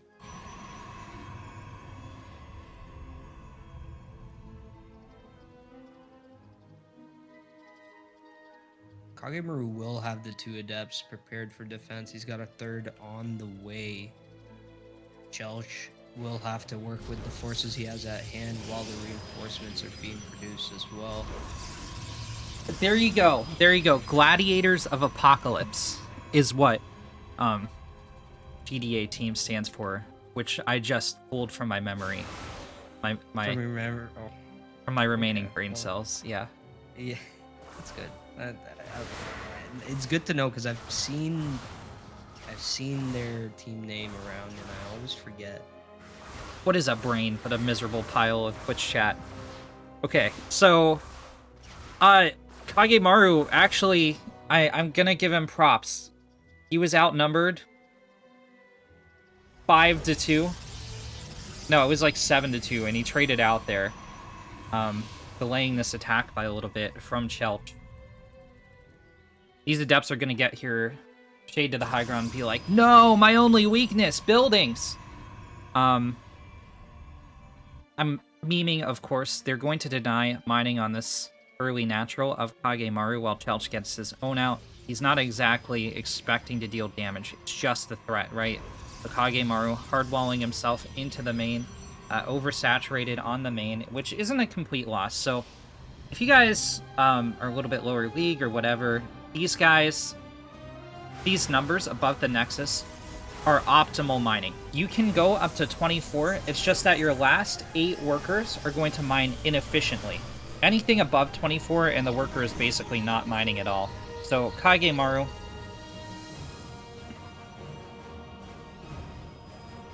still mining okay, just not the most efficiently. Well, Chelch knocked on the door, nobody was home, and he will go back to his base. He is still making void rays, got charge on the way, so maybe if he sees an opportunity, he will pounce on it, but I don't know, it didn't really pay off in going out for that attack, and now he's going to be on the defensive with adepts. So, we saw a very important decision here from Kagemaru. He maintained his hard wall, and he used a recall to get to the low ground. That means his recall is going to be on cooldown for this coming engagement, and removes one option for retreat. or to deal with a Chelch counterattack, which we know isn't coming because he has no pylons out on the map, etc. But Kagemaru most certainly does not. He's had no map presence. He's been locked in his main. Disengagement going to be starting off with a Stasis Ward against the Stalkers. Steel Battery Overcharge, meaning Chelch has not lost a unit yet. There we go. Target fire on the overcharged shield battery, but 2 more here to hold the line. And this is a disaster for Kagemaru. Unfortunately, both the other shield batteries popped up. Enough energy was made for the overcharge, and Chelch kind of just deflected the attack in a show of dominance. Going Chelch. down a few more gateways here too. Renegade, what do you think Kagemaru can do here? Well, exactly what he did do, which is punish Chelch for being overconfident. We have a cancel on the 3rd Nexus. That was very ambitious of Chelch to just throw that down and not bring his army out. So minus 100 minerals. Didn't even defend it. It's not the biggest of deals, but Kagemaru should not be sitting out on the map without gaining strategic value. I think right now he is, because he's delaying the 3rd, but he's pushing in again. Shield Battery Overcharge is, like, dang close to being off cooldown. Like, it's got to be seconds away at this point. And, yeah, GG well played is called. Chelch goes up 2-1 in this best of 5. King of defense.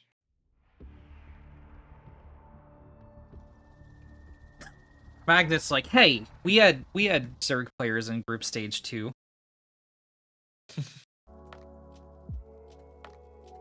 Alright, it's on. Renegade and I are gonna train for 4 months and get to GM. We're just gonna lock ourselves in a basement.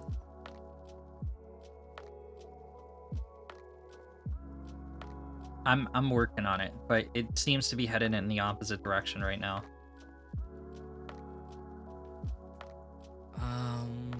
So map 5 is Light Shade. Map 4 is Submarine. Yes, correct.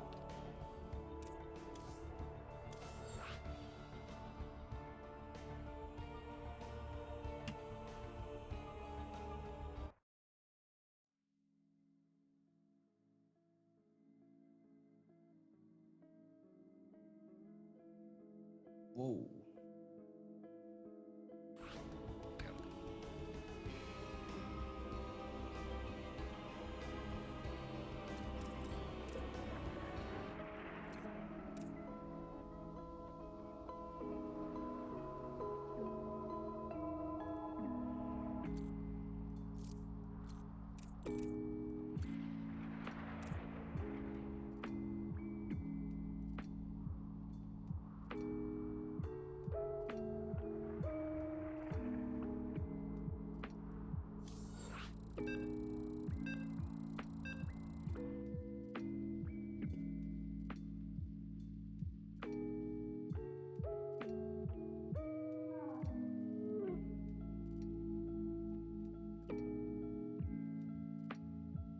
I think Countess SC is the only person to win points on predictions so far. I believe that's correct.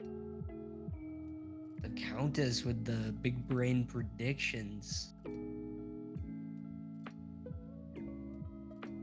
I decline to predict as a caster. Yeah, I don't gamble. No, my channel point. Sorry, what happened? I am very unclear. Okay. Seemed they were correct race. Chelch, you started?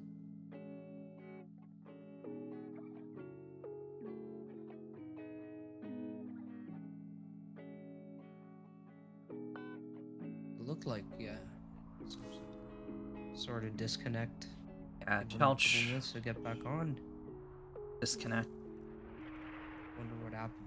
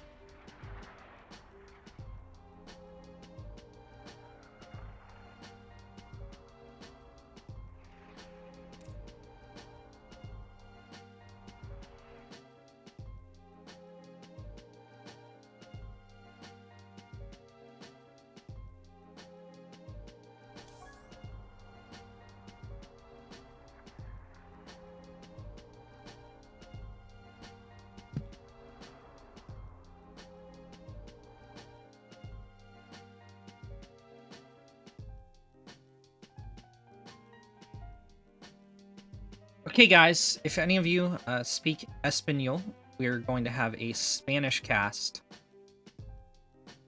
It's gonna be the same video feed off of Dr. Cobra, but Palomo Sario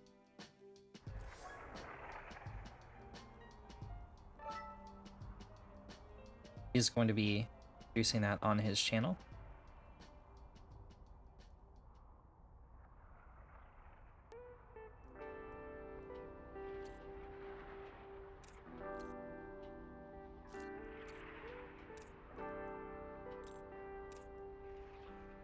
Dr. Cobra is number 3, you said, right? Yeah, Dr. Cobra's on 3. Got it. Okay.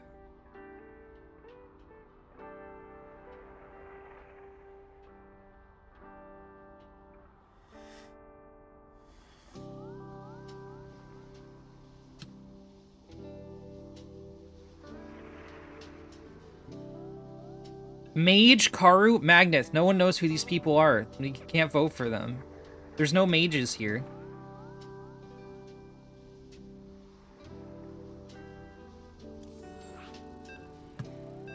Mage Car Clonge. You know what he was going for, Mage Karu, but it's actually Mage Karu.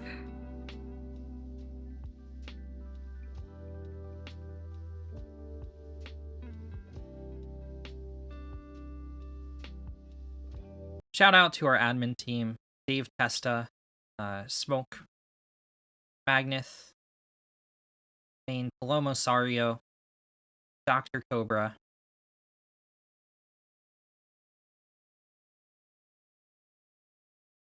and quite a few others have helped throughout the season, some of whom are no longer with us. They didn't die. They left the admin team. Oh my god, no longer with us. But yeah, everyone worked hard to make this tournament happen. In the bottom right corner, Drunken Outlaws Harbor.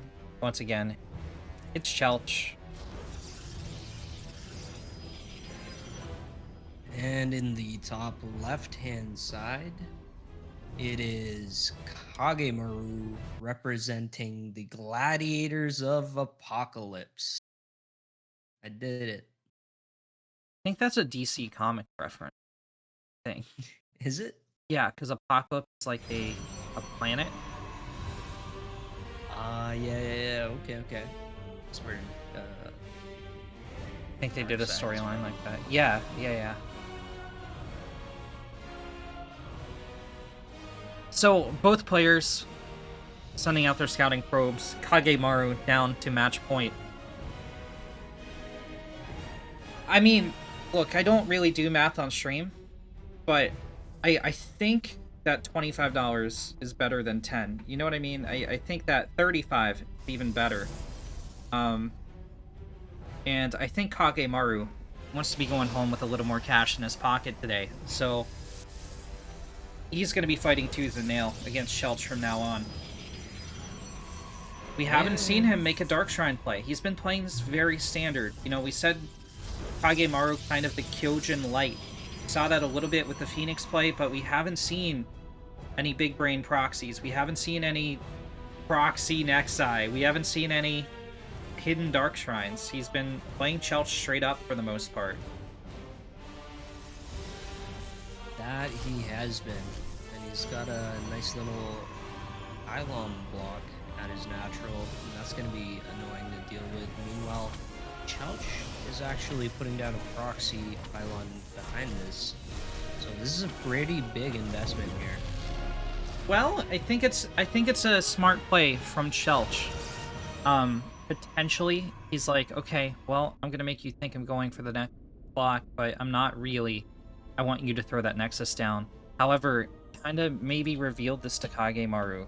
Kage sending out the Scouting Zealot, unfortunately, just barely missing vision of the pylon. Ooh. Oh! Wait, is he gonna miss it twice? Oh my god. Oh, no, I know, he found it. He saw it. So that is huge. Yeah, minus 250 minerals to start out the game for Chelch. He's not moved his stalkers out to defend the pylon. He could get a free stalker kill here, potentially. It would turn things around for him. Alright, no longer minus 250 minerals, only 150. Yeah, and I wonder if he's gonna use the proxy now or just stay on the defensive, but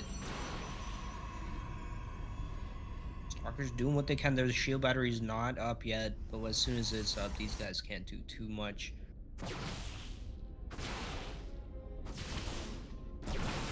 Poor scouting zealot.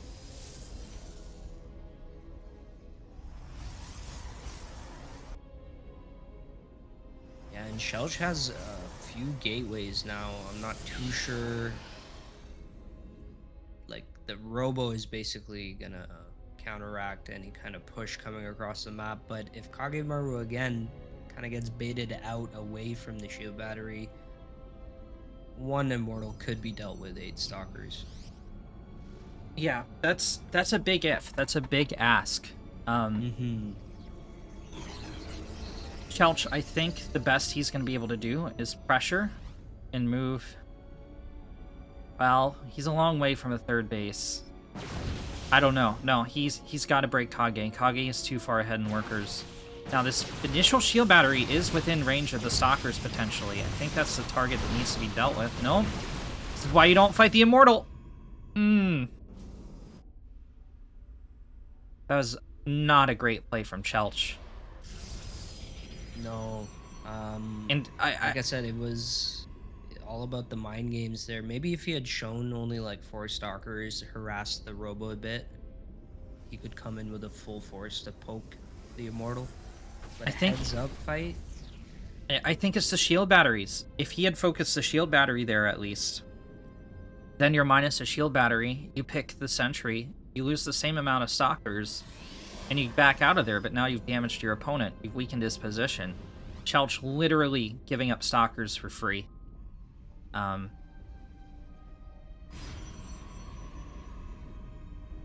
Kagemaru's thrown down 4 more gates behind this, so he realizes that he can take a favorable fight soon, but the Adepts get in for Shelch, and this is actually really good. 3 workers, 4 there.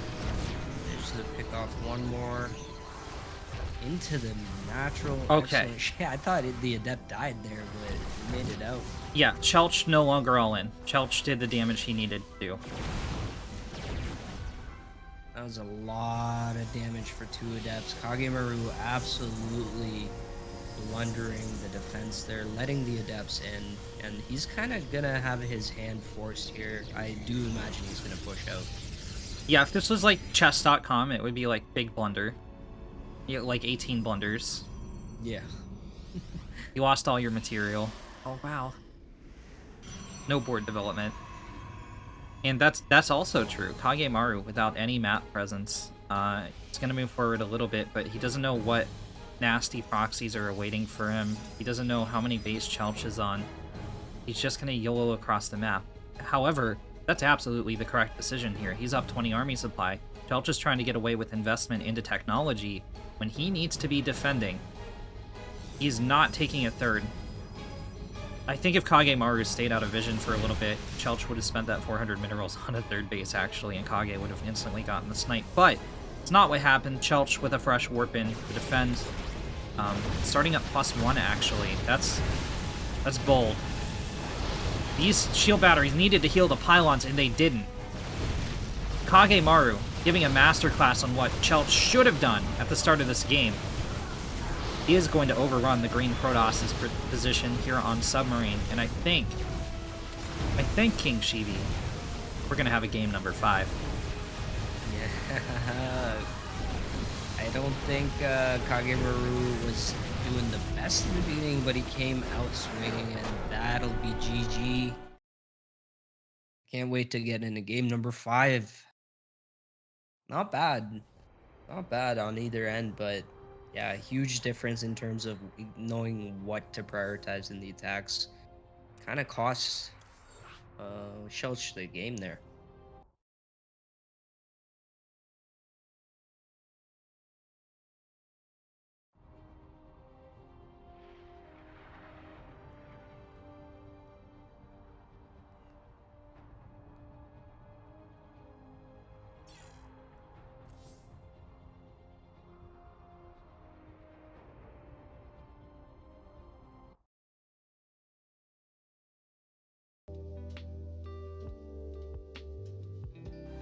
So Daniello gaining a pretty big advantage going into these finals.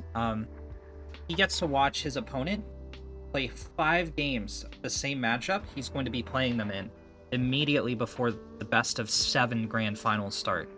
Those are some very important numbers, right? So this could have ended 3-0. This is actually, like, the fact that this went to game number 5 is hurting the eventual win here if Daniela was watching these games. Most of the Legion Cup, you have time to prepare for your opponent. You get to review their replays and whatnot. This is the one match in the whole tournament where that's not the case. This is, yeah, like you said, he's going to have an unbelievable amount of pre-game knowledge just going into the finals. And whoever does make it out of this semis, they're going to be a little exhausted already, you know? And maybe they've used their best builds in the matchup during this series. So absolutely, I think Daniello is probably sitting back with hopefully, you know, refreshing water, stretching his arms, getting ready, because the finals are coming up right after this series.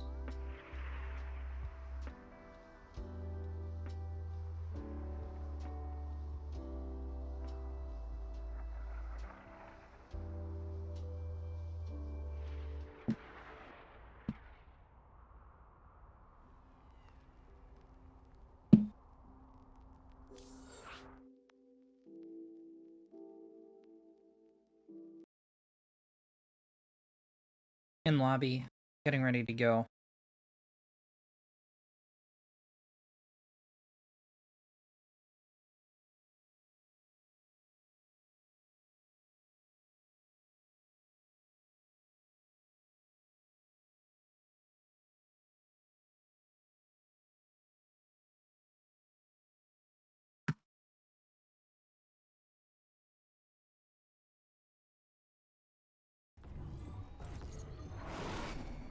In the bottom right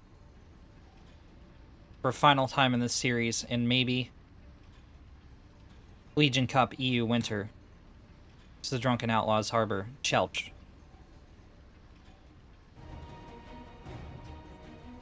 And in the top left-hand side is the purple Protoss player from Gladiators of Apocalypse. It is Kage Maru.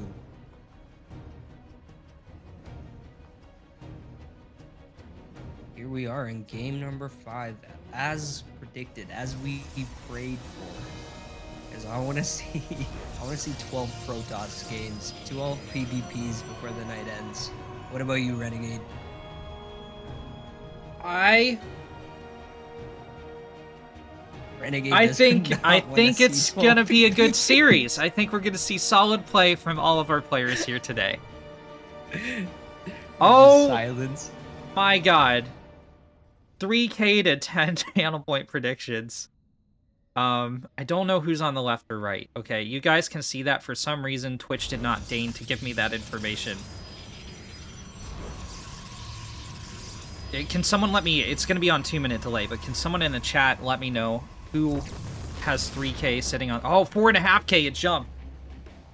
Let me know who left player and right player is in the prediction. Magnath is on the left. And Alpha X Reality voted 4,500 on the right just now. Who is left and... Like, which player is that, though? Who's Chelch and who's... Magnath is Clarench. Sorry, it says Clarench this time. This is... You know what? This is too much work. This is too much... Magnath! Magnath? Spelling. Okay, let me simplify it. Magnath voted for Shelch. Okay. 3K. And reality is on the other side for Kagemaru. Yes. Got it. Shelch getting the Cybercore block off. Yep. And we've seen this before.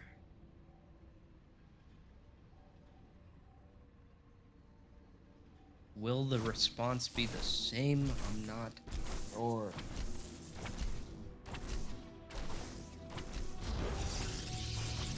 I know last time we saw this, the Cybernetics core block didn't work so well. for the guy that did it, but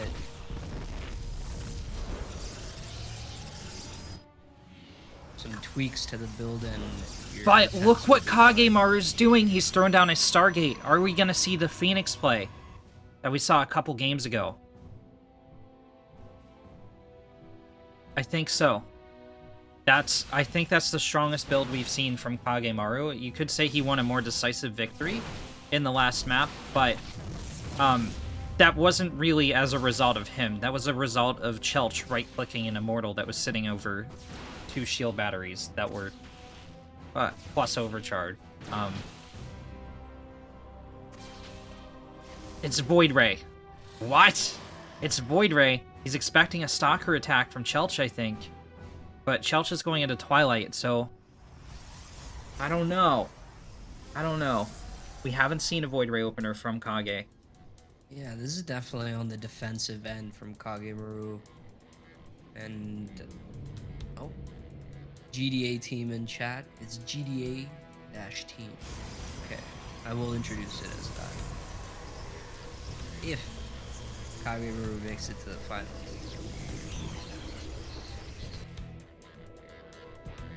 Hallucination just flew over the Void Ray. It will find out. Well, I believe Chelch saw it go by, so he should be poised for defense here, but it just gets a couple shield damage off. Instant recall, goes back home. You gotta ask yourself, like, what was the point of that? What's the point of any of this? What kind of play is Kagemaru gonna make with Void Rays in Protoss versus Protoss, right? Usually... okay, there's a second Stargate. This might be the early Sky Toss. Oh, yeah, for sure. He's going for a third. If Chelch reverses the mistake he made the last time we saw Kagemaru go Sky Toss and hits with Blink Stalkers instead of trying to take a third, I think Kagemaru rolls over and dies. But right now, Kagemaru, Absolutely. ahead 4 workers, taking a third. Slightly ahead in army supply and continuing to invest in the Void Rays. That second Stargate, a very expensive investment on its own, but it's going to pay off right now. As the Void Yeah, Ray he's not production pulling- doubles. He's not pulling any funding from the Void Ray program, and the Blink is about to finish. So again, the defense at the third is where the vulnerability can be, and the lack of mobility in his unit composition compared to the Blink Stalkers. I definitely agree with you. Chelch has an opportunity where he can actually get some value by splitting the opponent's defense. Bold Ray. Wait, no, I thought he said Bold Ray, and I was gonna say it was clever. Oid Ray? I don't understand. Maybe that's an emoji we don't see. Huh. Magnet's living his best life. Maybe I'm just a boomer. Ooh, almost picks off a Void Ray, does lose a Stalker for it. Reasonably well to retreat into shield batteries here, but losing workers for free here. He does pull the forces up. And this is looking pretty grim. I mean, the sentries are here, but no guardian shield at all. Does that block order damage, or is it just projectiles? Ooh, shield battery immediately taken out here. There's just 3 Void Rays. They will get cleaned up, but I don't know. Let's look at the math here. Still slightly favorable for Kagemaru, but he's reset his Wow. Void Ray count. Well, we do have +1 ground weapons hitting for Chelch, and when you're dealing with a lot of Stalkers firing, a lot of lasers that can add up very quickly against the 0-0 Air Force of Kagemaru, and Kage is going to be in a weakened state moving forward thanks to an investment in a fleet beacon, and one can assume a 3rd Stargate coming up. That's just fewer boots on the ground to deal with this. Chelch is going to target... Hallelujah! Chelch targeted a shield battery before fighting the units for the first time in this series. Yeah, this is definitely a favorable fight for Chelch, and you're absolutely right. Kagemaru being a little greedy here. Again, just running into his carrier tech. Shelch has an opportunity again to split the defense here. He can he can poke in wherever the defense is, but he's going straight in for Void Rage here. Takes one, gets out of there. It's good to be shaving off the Void Ray count over and over again, because really in the high numbers is where they become very overpowered. Here he comes again, fishing from the Void Ray pool. Chelch. I don't think Kagemaru is doing much to eat. Well, yes and no. There are 2 carriers in production, and I think a 3rd Stargate just finished. It did. As well as a 4th base. So, like, this is, like we noted a couple minutes ago, you know, this is very high risk, high reward. Kagemaru has sacrificed fighting units in order to invest in this fleet beacon play, and I think he's held on just well enough. He is walking the line for sure. Oh my god, this Stargate. Somebody needs Here they to are. chrono this thing. Oh! D9! And I think that's... The shield battery had energy. It wasn't clicked onto it. 1 tick of shield battery energy, and that's done. The carrier denied. This might be over. The dream is crumbling. The glorious golden fleet. I don't think... Look, he targeted a 2nd shield battery. That's... This is a different Chelch entirely. For the tournament now. The judgment calls from Chelch here are absolutely stellar. Kagemaru with big risk. Big reward. Did not get the reward. This carrier is going to be blinked down. GG, well played, Chelch. Yeah. Takes a 3-2 victory. Really Moving. well played by both sides there. Wow. Renegade. That guy was walking the tightrope there.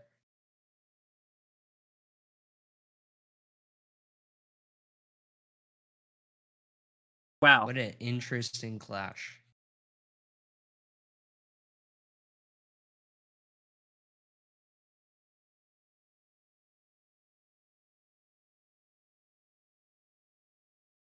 Okay, so we're gonna get into our final best of 7 series between Chelch and Daniello. Daniello having the ability to watch 5 games of PvP from Chelch right before his series. But did he? Is the question. Well, then if he didn't, he got some rest, right? Yeah. He got the reset. He got to prep mentally. Yeah, he might just be prepping. Maybe he's in game. So I'm going to shout out the Matcherino. Yet again. You guys have already put in the codes. If you've been here since the beginning of the bracket, thanks for bearing with all these shout outs. But if you're just tuning into the channel, copy paste those codes into the Matcherino, and it adds 50 cents to each of those linked tournaments at 0 cost to you. We'll call out another one. So this is from the Winter Cup NA.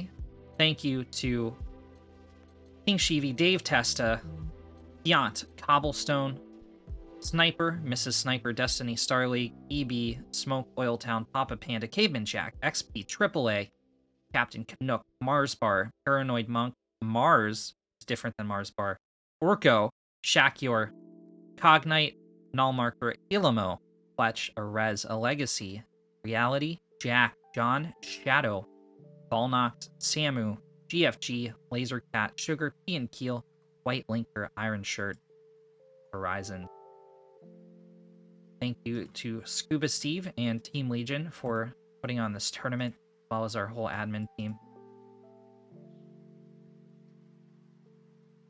Chelch is asking for a 10-minute break.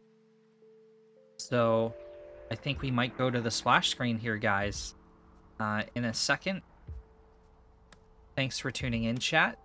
We will be right back with the grand finals. Sounds good.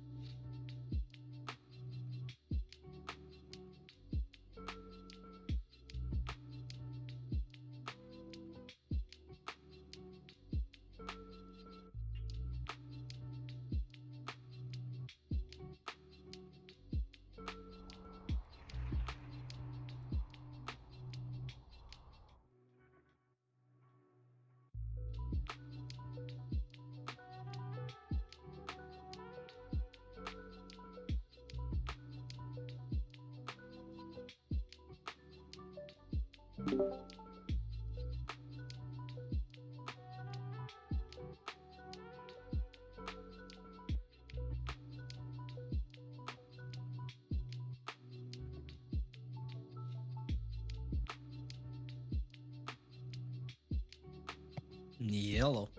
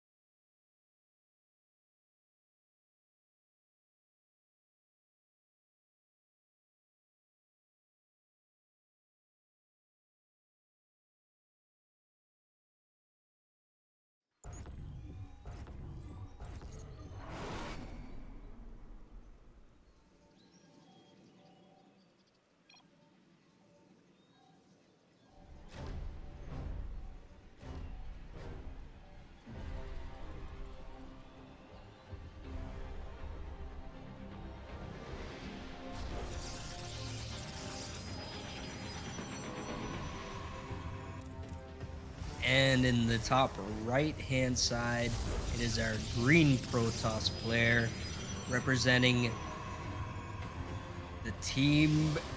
What was it? I forget what it was this time.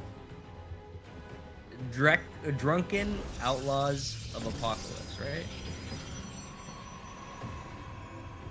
Anyway, it's Chelch.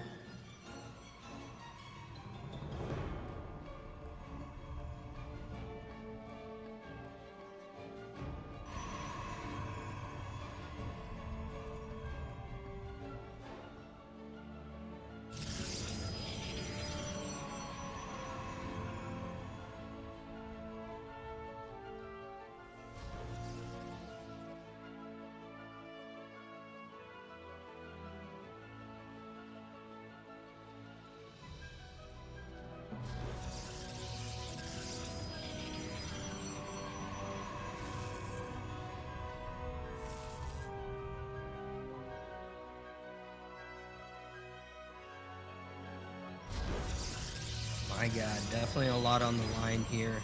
Not to mention a hearty prize pool of cash. But yeah, the immediately a pylon goes down for Daniello. He's gonna start posing some kind of threat here. He does not want to see what comes out of the Stargate here.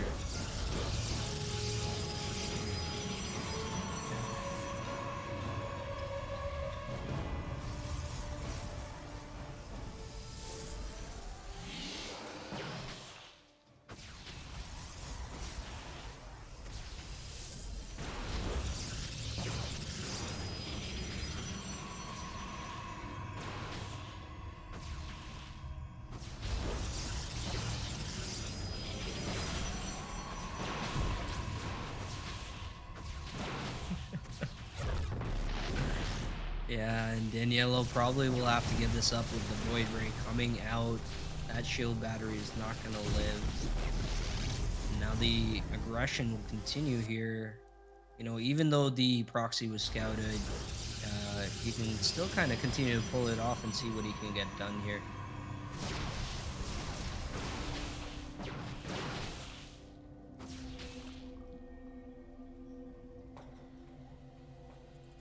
Now he's throwing down the Nexus, and he'll basically try to defend this proxy as long as he can.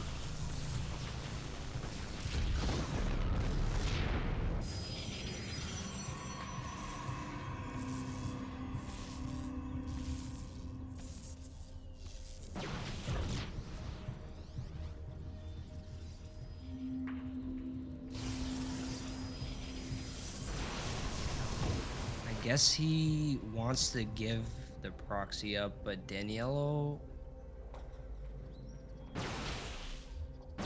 I mean, I'm sure Daniello's happy to take this. A lot of resources being lost here.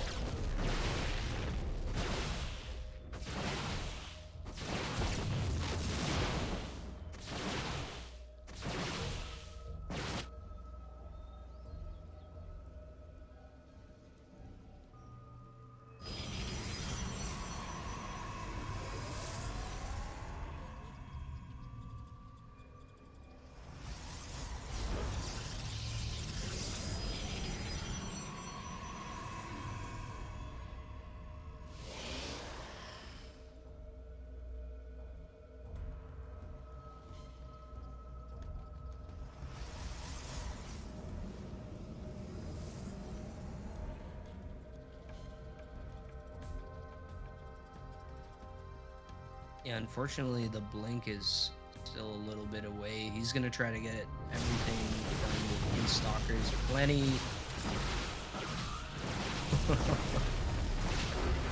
Yeah, GG. Wow. Just way too much.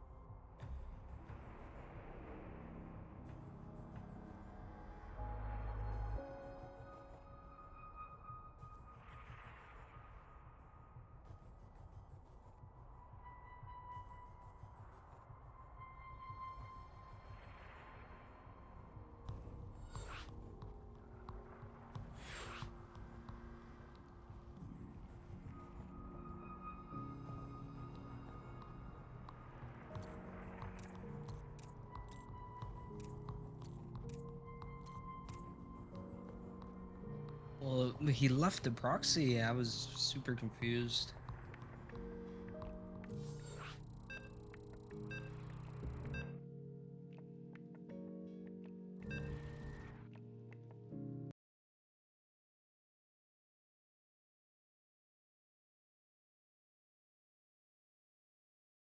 Two weeks later.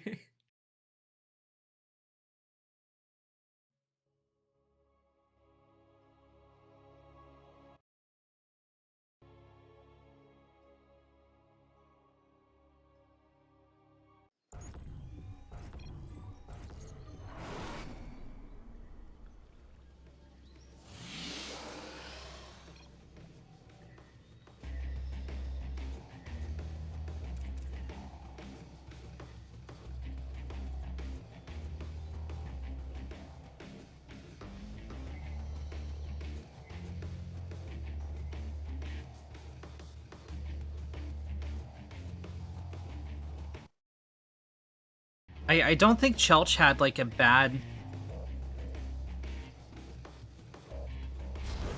plan in game number 1. I just realized my mic was muted. How long was my mic muted? Oh my god. I could hear you. Yeah, but you're through Discord. Oh my. Oh. I don't. But I agree. He is looking like he's going for something similar, but this is a cannon rush he's facing. So really, he's gonna have nothing to really defend here at home. He's not even looking for a cannon rush. So this is 2-gate Forge against Forge.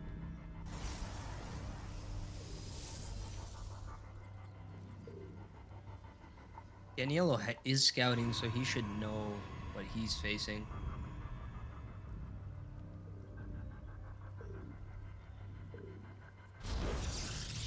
Gonna full wall off here. Chelch cancels the probe on the low ground at the natural. This is gonna get weird.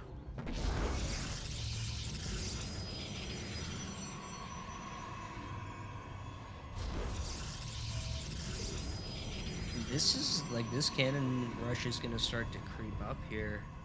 Technically speaking, Chelch has defensive Forge. I mean, from a certain point of view, right? Okay, this cannon's down, so this is not going to creep up any further. Chelch delaying his cannon rush to get this off. Zealots finishing on the other side of the map. They're rallied home? I don't think that's the play. This cannon rush is already over. Yeah. He's probably gonna have to give up this spot, but I'm surprised Oh, he's wait not a doing anything on the low ground. Is it out of range? Oh my! I thought. See, initially I thought it was out of range, and then it seemed like it wasn't. But look at this. That pylon is good to go. There can be cannons in the back of the mineral line now. Dude, this is what happens. So, you're favored to win a series, right? People already spending his money. And Mixu's saying if Daniello wins, he's gonna force him to buy him a kebab. It's, we got these shady promoters waiting in the wings of this match to... Answers. Okay, I'm gonna make another bold play. If Chelch wins, I'm gonna make him send me fish and chips from the UK. Alright. Is that the game we're playing now? Everybody's making me hungry. So, yeah, Daniello continuing to commit to this. Remember, Chelch has 2 gateways out on the map. He can counter pressure, force Daniello to spend resources at home. She's been reluctant to do so far. Daniello being shady with his proxy probe. Is he gonna throw down a hidden base, or is he just scouting for Chelch's proxy? I think he's just scouting for Chelch's proxy.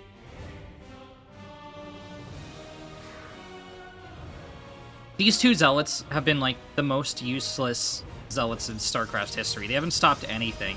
They can't get back in the main because of the cannons. Chelch even knows it. He recalled the probe. He didn't even save the recall for the 2 zealots. He's like, you know what? This probe's more valuable to me than you 2 chuckleheads. The Voidry is out now, and the Stalkers are here to defend. There's no real threat yet, but once there's a couple Voidries, they're just gonna start picking Stalkers as well. Immediately, Shield Battery gets taken out. More Stalkers coming in, but Shield Batteries are gonna continue to creep up.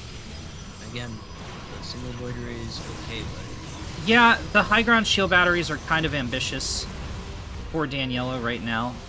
Once he gets a 3rd Void Ray out, sure, but I think he's counting on the Adepts to draw the Stalker Fire back. Yeah, he absolutely is, and it's gonna work. I mean, I think Daniello just needs to throw a Nexus and have a overcharge. Oh! That was a huge mistake.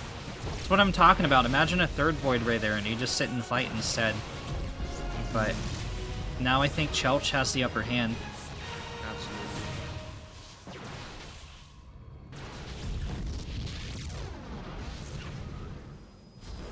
Dude, I hope I wasn't muted for game 1. I'll be so sad. Chat's not saying a word. We're like, oh, thank God. Thank God we couldn't hear him for a couple.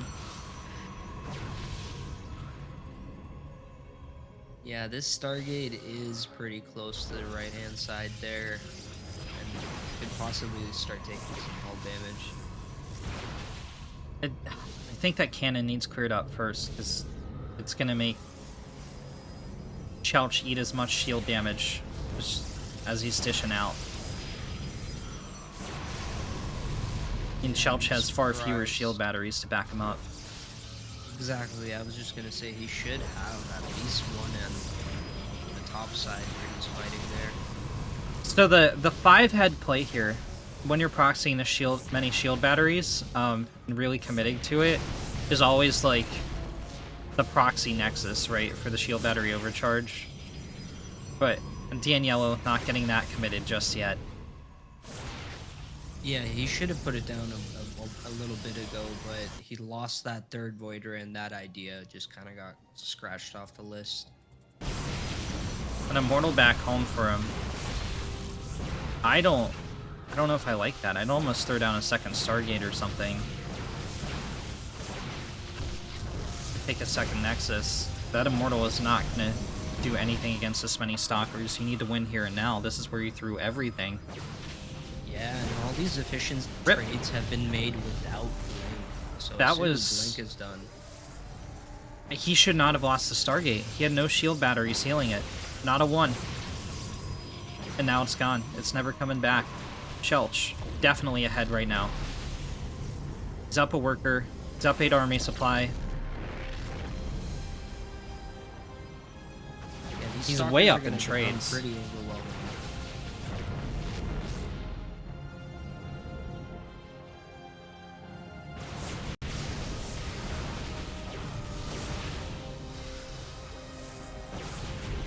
You can use the shield batteries to heal your other shield batteries!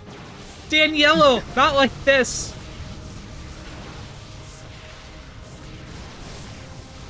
With nothing in production, I'm not too sure what Daniel's gonna go for. He's trying to make I think he wants a Nexus. Yep, there it is. And the Zealots finally come into play, the long con. Do they? Do they? They're getting baited into the cannon. They didn't even stop the Nexus. They're standing next to the Nexus. The other guy's not even hitting the Nexus. He's just sitting next to the gas.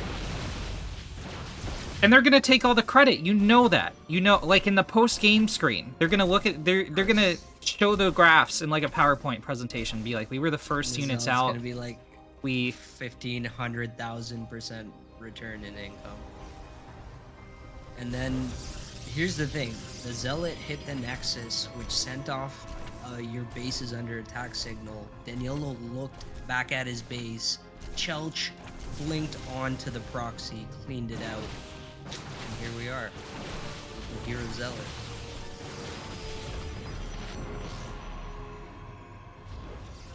Yeah, so Daniello's gonna stay in this, but Chelch needs a major throw to. Okay. He's respecting the Immortals, which I agree with.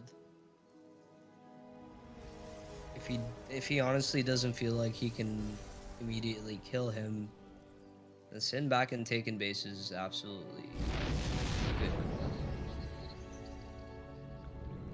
Now the danger will come when he leaves the safety of those shield batteries. Like, these Immortals can snipe pretty easily if they overstep.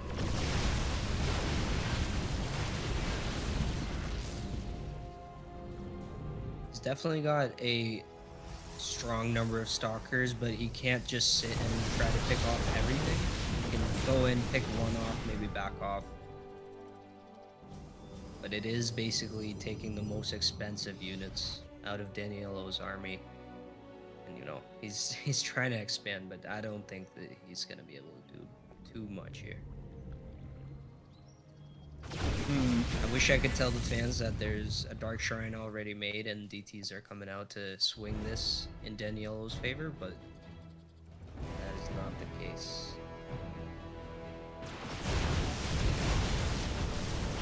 Chelch. Good micro still picks off the Immortal. Renegade, this is rough. Yeah, no, Chelch has Daniello slammed up against the locker, and he's just punching him in the face right now. Like, that's what we're seeing. 8 probe lead. No counterattack potential for Daniello. Very calculated one shot on the Immortal, and here comes the snipe. There's nothing that can be done. Another Immortal dead. It's so efficient. It's so efficient because you know the cost you're gonna give up a couple stalkers, but as long as that unit dies, you can never outproduce gate units. Chelch can afford to take these trades. He's on like a 10% bigger economy. Or excuse me, don't do math on stream ever. Don't do it. 30% bigger economy than Daniello here. So he can even trade inefficiently, and he's still doing well. Like, he's still damaging Daniello. That's the last Immortal. Like, there's no more Immortals. That's it. It's definitely been overwhelming losses for Daniello. The can rush didn't overwhelmingly pay off in the end, and he's just lost a lot of expensive units continuously. So it is a deep hole he's in, but I've seen weirder stuff happen, so let's see what he tries to do.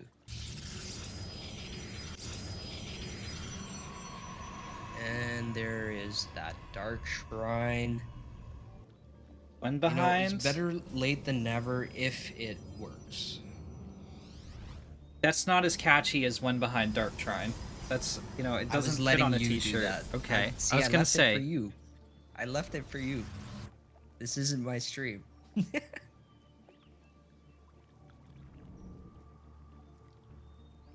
Challenge honestly is still putting the pressure on, just poking and prodding here. Making sure that Daniello is not expanding, basically. The +1's about to finish. I think that Chelch could have maybe gotten the upgrades going a little earlier, but Daniello can't even afford them, so at the end of the day, it'll be fine. As the game goes longer and longer, it doesn't look like Daniello's really stabilizing faster than Chelch is expanding. So, yeah, Chelch needs to be careful not to overextend, not to, you know, we've seen in the past series of Fleet Beacon investment go horribly awry. you know, something like a transition into air toss could give Daniello a pretty big edge, but with Robos already out on the field for Chelch and observers in the air, I don't think Dark Shrine's going to do anything. I don't think Daniello is going to be given any counterattack potential. I think the best option would have been a Stargate. But maybe Daniela's like, I already tried the Stargate. I already went Mass Void Ray. A couple Oracles could have done wonders. Well, the Stalkers... Well, there's a missed opportunity. You can use the DT to fight the Stalkers, right? The Observers are out of position. If you run the DT by the Stalkers and they don't shoot you, you can... It's probably a pretty safe bet that there's no Observer with them. I'm picking the Sentry off. Oh, hurts. But yeah, I agree with you. Yeah, at least some Oracles earlier, maybe to try to get some value back to hinder some of that probe economy that Chelch has going on. Red Dane in the chat says 11-minute 44-second third. Furiously scribbles notes. That's yeah. This is some meta play. We're gonna see the 22-minute fourth base. I like the call on the disruptors, but you know, it is Blink Stalkers. I think another big play that Daniello has missed is finding this proxy. He did look for it, so we can't really fault him, but not at this point. You know, now that we're up to 8 warp gate, but getting the Forge and getting 2 gateways earlier on in this game could have been a big turning point. Oh! So close. That was pulse pounding. Like, he just ninja'd like the rear forces in this army marching across. And but the army looked back and they just saw their friends being dragged into the void. Even if Daniello had got that shot out or that shot off, look at the numbers. Just look at them. 110 to 63. 50 army supply advantage for Chelch. And he has a weapons upgrade. And he has Blink. Daniello does not. There's a buddy system of shield batteries going across this base. And here we go. War Prism doesn't get picked off yet. And there's just way too many Zealots. There's way too many Archons. Chelch just with an overwhelming economy here. GG, well, bracket is called, and Chelch evens the score 1-1. I think we're gonna have 5 more games. What do you think? That was game number 2? Yeah. Yeah. I think they'll go the distance. I don't think the game was either way like really one-sided. It was he just got countered at the beginning and his rush didn't work.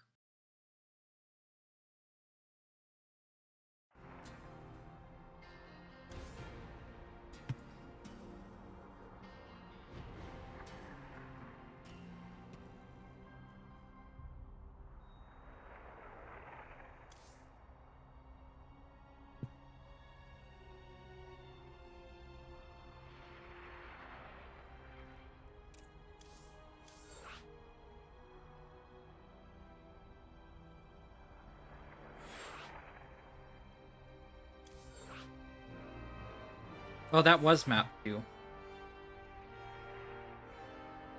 I think it's So, Death Aura. Death Aura, yeah. I was about to say Dark Aura.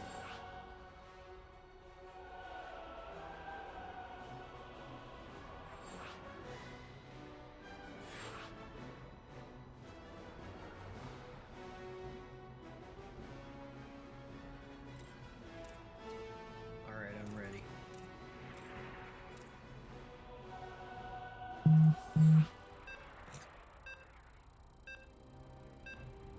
Wait, isn't someone not ready? I thought you got the sarcasm in my voice. Oh.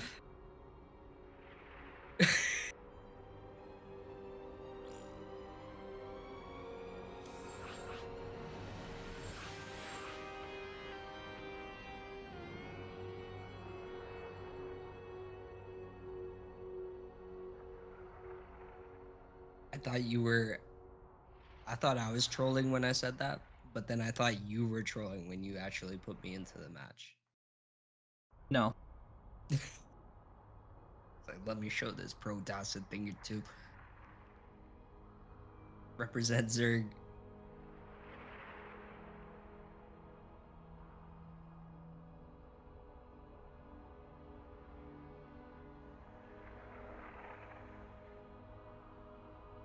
Alright. Yeah, Danielle was good as well.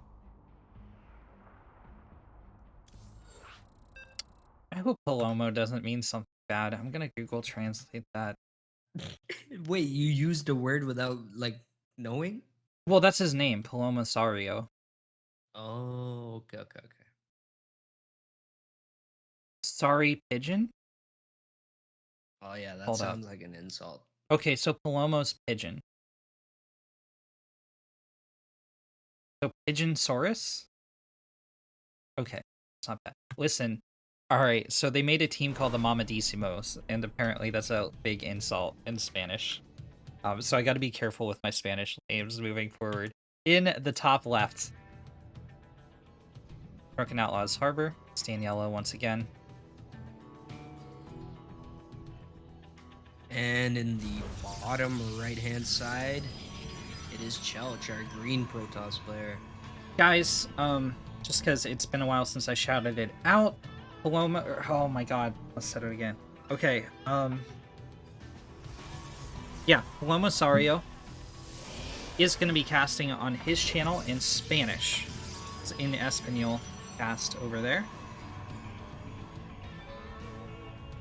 Literally same video feed, we're using the same observer, so...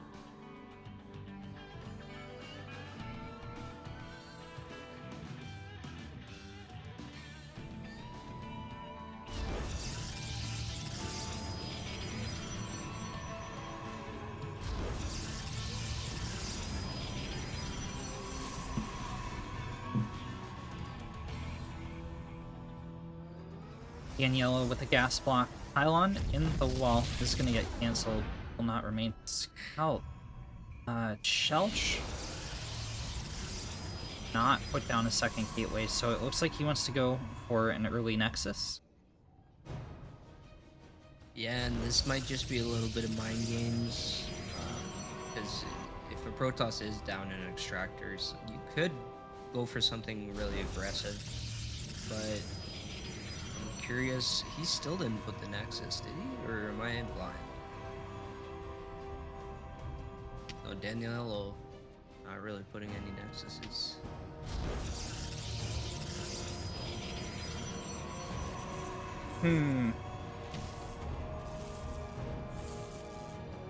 So we're gonna see some tech from Daniello.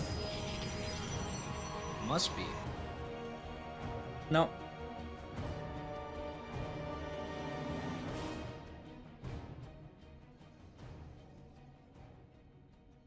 It might be like a 3-gate or 4-gate or something.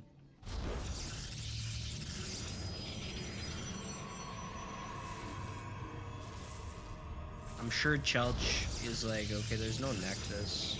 Let's just ensure there's no Nexus for a second. Well, this pylon is going to delay any kind of soccer play that Daniello was planning. Chelch has gone into a depth. There it is! Daniello proxies an additional gateway. Okay, so that's one. Still not super all in, but it hasn't been scouted, so that's the real threat. Yeah, so Daniello, this is a 4-gate play, which makes sense. Yeah, this is kind of why I was like, yeah, he can't be going for a second Nexus, can he? Because when you steal your opponent's gas in PvP, you're severely weakening them. Everything needs gas in PvP. Yep. Everything. You are delaying everything. It's so annoying. That's why we see Daniello at double the army supply here of Chelch. Surprisingly, Chelch did not grab a gas on his second Nexus, which I think would have been pretty poggers. But the damage has been done. Daniello attacks. Well, Oh no, is Chouch? Oh, it's a full wall. Okay, so he should be aware that he is in serious danger. But I don't know if he's put. Okay, there's the 2 shield batteries. I don't think they're gonna be ready in time if Daniel goes now. I imagine he's just waiting for another warp, and here we go. Yeah, with only 1 shield battery here, you can't turn it. Completely blindsided GG. here. The boys are pulled. Renegade, even if he somehow cleans this up, this is just too much damage. GG.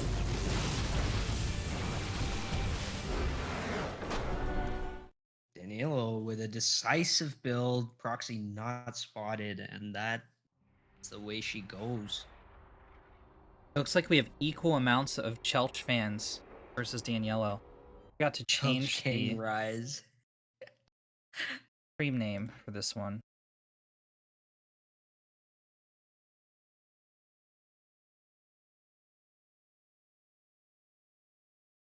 That was a good one. That was just very spicy match. Chelch, I'm sure, is gonna make sure his extractors don't ever get touched again.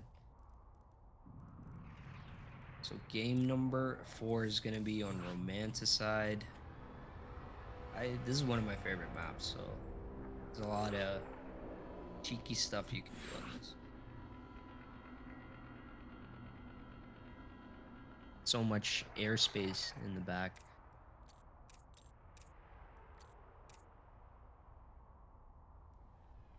All right, looks like both players are good to go.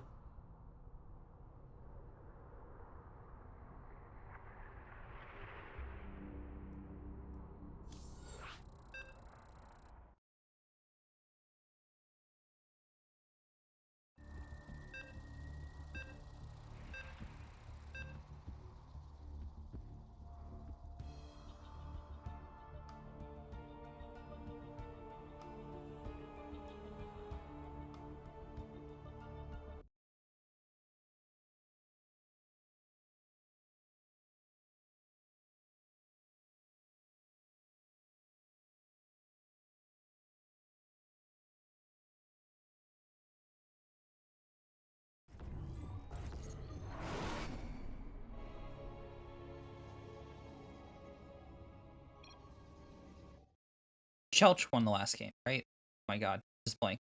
Daniello. Daniello won. 2-1. Okay. Mirror matchups. So, what do you think we're going to see here in game number 3? One Zerg to another. My traditional go-to in ZVZ ladder is to just cheese get it over with quick. But in a best of 7, I think Daniello has kind of showed one of his strategies, which is a pretty easy win if it doesn't get scouted right. So he used I would say, a guaranteed play of his, which maybe could have been in a tie game situation instead. So I think if Chelch sticks to his, if he's still confident, not too phased by what happened last game, I think we're in for a great series. It's going to go the distance. We're going to go to game 7. And, that was just a smart build order by Daniello. And Chelch has to recognize, his build wasn't meant to be able to defend it. Okay. 2 gates down. For Daniello. 2 gates down for Chelch. Standard openings. Yeah, pretty much mirror right now so far. There's the Cybercore. Look, see our friend Daniello. He's the one who's continuously been like, okay, but how can I trick him this time? Yep. Pylon going down at the bottom of the map.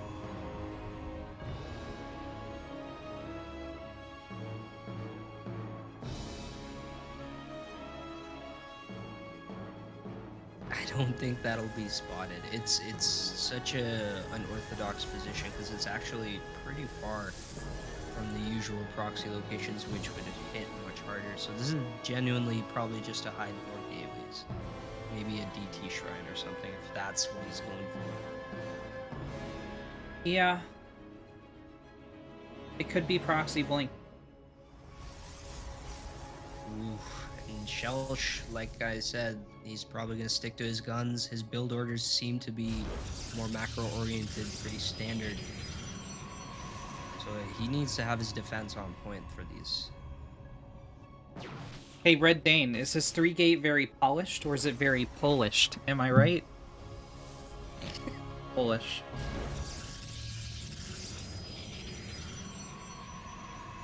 Okay, second Nexus down for Daniello. Second Nexus down for Chelch. Okay, now this makes me curious because he's gonna hide something eventually over there. I don't think it's gonna be a Stargate or anything.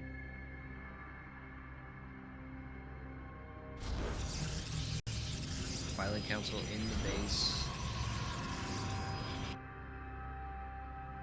And everything's gonna look pretty normal when this hallucination comes in. Oh, it actually gets picked off, so no scout.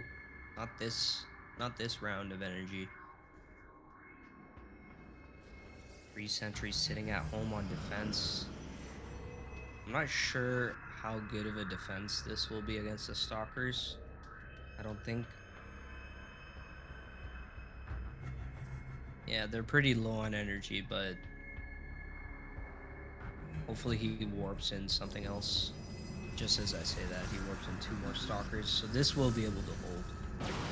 Yeah. Oh my god, Well, the slow warp in. It hurts. 1 stalker, 1 probe lost for Chelch, so Daniela with really nice play there. He's gonna pull ahead You gotta 3 look at it workers. like it's free. He just got that for free. When you're talking about workers at this early in the game, especially in a mirror matchup, a 3-worker lead is 10%. Okay, that's kind of a better way of demonstrating how impactful this is. Daniello just is going to have 10% more stuff for over a minute, unless Chelch can get a counterattack off, which doesn't seem likely anytime soon.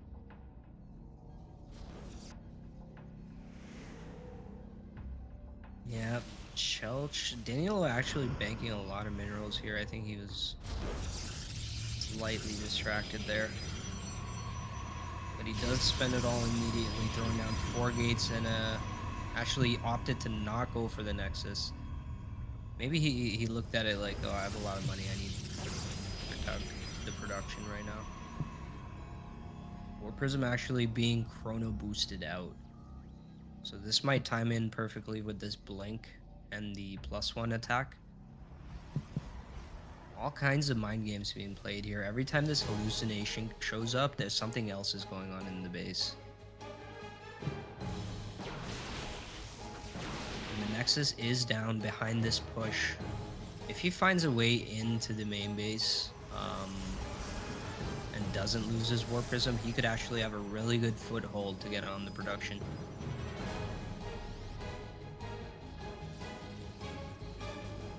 Only 1 shield battery here.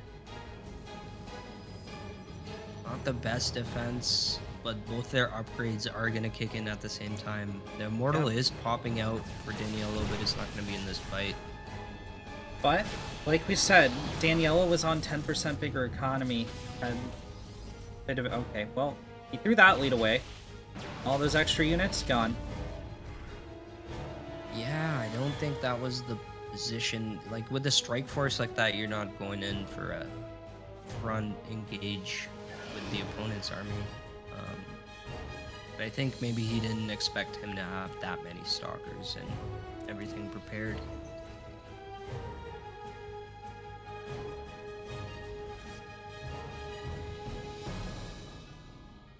Daniello again, like he's slightly floating some minerals and then quickly trying to catch up and spend it all again. I'm not sure if he's just trying to figure out another plan while he's doing this. Chelch, by the way, got a bunch of proxy pylons out here. Maybe they're just to have some vision on this side of the map. I wonder, is this a war prism coming? No, it's just a hallucination. So He's feeling pretty good as well. He's moving across the map. He's gonna probably try to poke and prod, but I don't think either player is at the point where they can kind of kill each other. It'll come down to the micro. Yeah. Definitely more stalkers for Daniello. Chelch, however, has a couple sentries mixed in with this. One Guardian Shield can make a pretty big impact if all the units are within the dome. Along with a couple well-placed force fields. I mean, if the micro is really good, he can definitely take a valuable exchange. Oh, but the Disruptor is about to come out, and this is going to definitely make the math on it dicey. Well, a Disruptor shot can be absolutely nothing, or it can be game-changing. I like this play from Daniello. Oh, the Warp Prism. Great pick off. Disruptor shots coming out. He's gonna move. 2 Stalkers. They look brutal. Oh, okay, no, that one was perfect. it. That was literally the maximum amount of Stalkers you can get with a Disruptor shot. Let's see if it's enough. yeah. The army supplies are only like 9 apart, and +2 just hit for Chelch, evening the upgrades. Yeah, Chelch doing well until that Disruptor killed everything.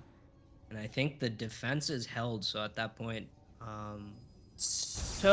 Well, both players grabbing different advantages. Chelch grabbing a 4th base behind his attack, knowing where Daniello's army was, pinning it down. That was the real kind of, like, he wasn't trying to kill Daniello there. He was trying to buy time for his 4th to get up. Daniello starting a much earlier +3 weapons than Chelch. oh man, that's gonna be the timing. Double production of Disruptors as well. He's gonna have just a little bit more of a sophisticated army that packs a little bit more of a punch. However, Chelch is actually opting for the Immortals, and I don't really think that's the best option. You're gonna need something like a Warp Prism to micro them away from Disruptor shots. Otherwise, they're a big fat target for those Disruptor balls. The Warp Prism Ooh. gets picked off there, Yeah. getting him back for taking his earlier. And Chelch basically will have to back off. Yeah, he has to cede some map control. You're going to see him throw down a proxy gateway to compensate for the Prism loss. He had to finish up his Immortal before starting another Prism, and he's investing in Stargate, so I don't know that he even wants to go for another Prism for a little while. There is a timing here with the +3 finishing along with the DT Shrine. Absolutely, This might be pretty dangerous for Chelch if he kind of gets caught without any detection. Well, I mentioned this in Game 1, where, I think it was Game 1, where, Chelch saw an opponent in the last series try to move into Fleet Beacon play, and the weakness it creates. Take a look at the army supplies. Daniello of 111, quality army supply to 87. He's going to be ahead in attack upgrade. And I think that's what this DT play from Daniello is going to be as well. I think he's going to hit the 4th, or at least try to, as he moves in with his main army to the 3rd. Yeah, he's gonna do something. The Zealot, the charge loss that ran to the south there actually killed the Nexus. I don't think he got a cancel off on it. Chelch chasing down the DTs. They got baited, and indeed, Daniello is going into the 4th with the remaining DT as well as he crashes into the 3rd. It looks like it got cleaned up there. And these Disruptors, it's all gonna be on them here. Ooh! Brutal Disruptor shots. Chelch not even microing against this. Yeah, it's hard to do too much there. He did try to blink, but it blinked into charge slots, and that kind of helps them. Okay. Huge play, big brain there. The +3 timing was pretty critical there. Chelch. Really well done. Chelch has a rough series ahead of him. Well, it's going to Game 7, so he better get it together right now. Yeah, That's in the we'll make him contract. play out the remaining games, just in disgrace after he's already lost the series. It's like, no, you're going to map number 5. Oh, God. Well, I guess we're on map number 5, so he's going there kicking and screaming no matter what. Okay, 5th was Pillars of Gold.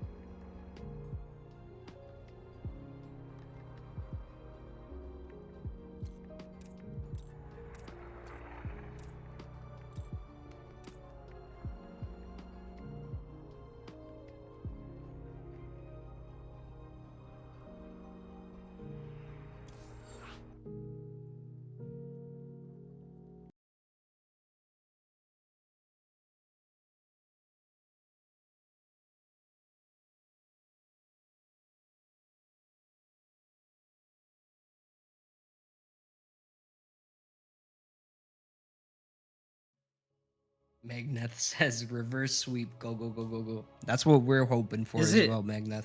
It's not a reverse sweep, though, because he already has a point, right, Bagneth? See what I'm saying? It's gonna be from 0, huh? He reset. He gets disqualified from the game he won. Instead, we find out he was like map hacking. Gotta replay it. Reverse sweep.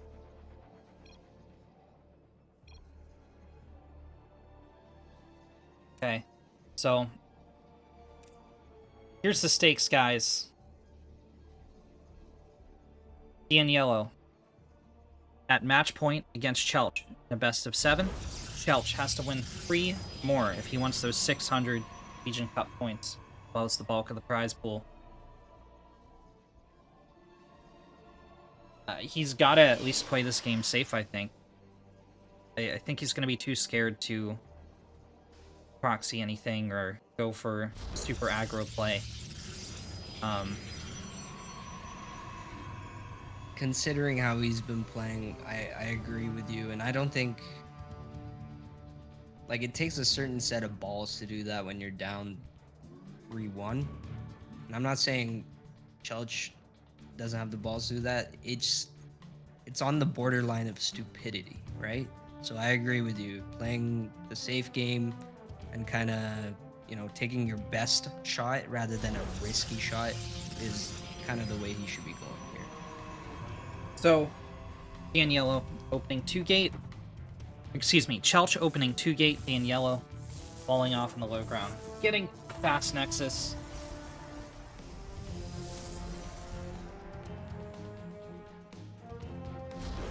And I think that's a meta play based on exactly what we were just talking about, right? I think Yellow expects Chelch to play standard. Thinks he can get away with that earlier second Nexus. Yeah, and if Chelch scouts this and he plays accordingly, he can definitely have an opportunity to punish. But again, everything's going to be lined up and he's going to execute it well.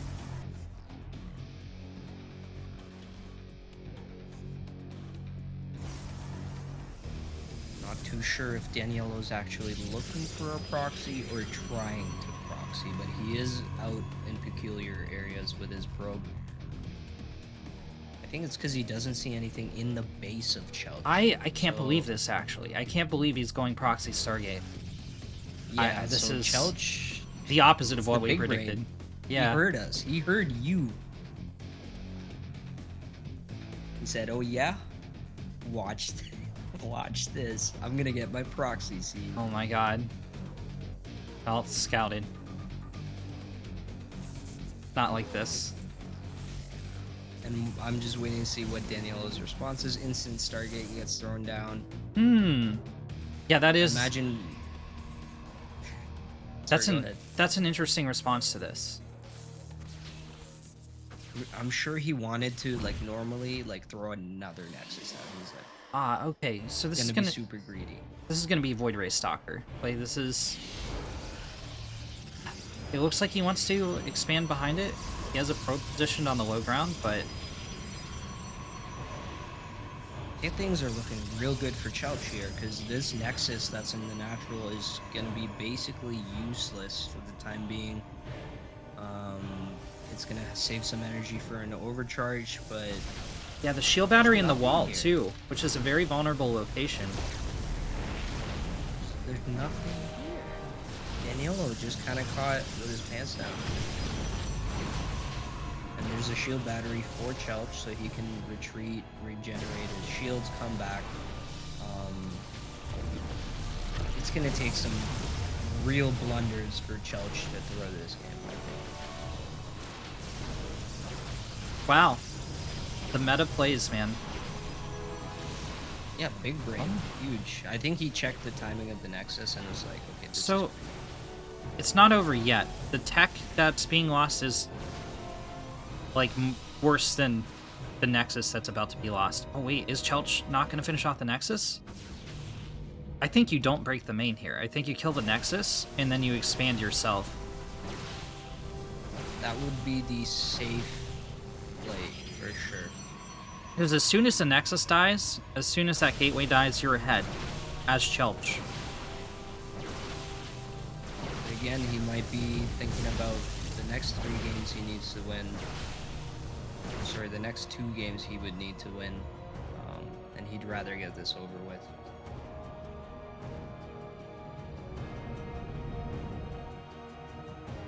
Yeah, no, that's how Chelch throws this game, going into the main right now. Facing probes and void rays and stock back up at shield battery. Probes would definitely be a huge issue. Down south here, Proxy, Twilight Council, and a gate being thrown down. ET? What's the saying? Wow. Wow. When behind Dark Shrine? Is that It doesn't get scouted right away. Yeah, it's not going to get scouted.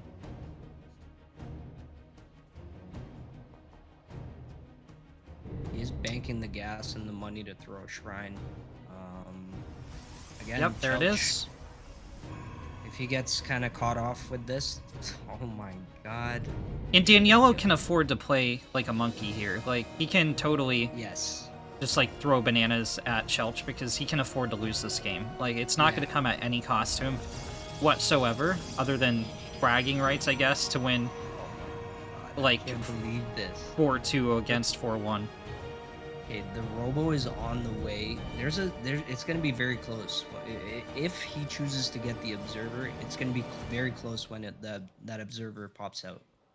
Looking at the timings right now, that Dark Shrine is flying. Well, it's the Observer and the fact that Chelch is going to have to recall. He's going to lose these shield batteries and warp gate as soon as that happens. You know, he doesn't have any army supply at home, which he should. He should have. I guess he has the shield battery, but Danielo could totally be going double Stargate. Or Dr. Cobra saying no warp gate.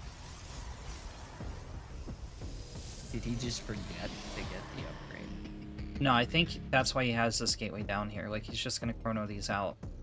That's gas he would have had to wait for, and he's only on gas. Like, his opponent could be on 4. And Remember, Chelch, the Cyber Core died here. Like, there's no... Yeah, The Cyber Core did not finish up again for a very long time. that's right. That's right. And this DT actually is gonna meet an Observer, which is probably the good. Well... There's nothing to really defend against it. Observers are here. Okay, the boys start to fall. There's the Recalls recall. Instantly. Only 3 Voiders. The rest of the army's walking back. I'm not sure if that. Yeah, the you're gonna walk... get, like you said, the proxy's gonna die. You didn't need the whole army to come home. But As predicted, it sure did. Sure did come home. So, Chouch still at a pretty big advantage right now.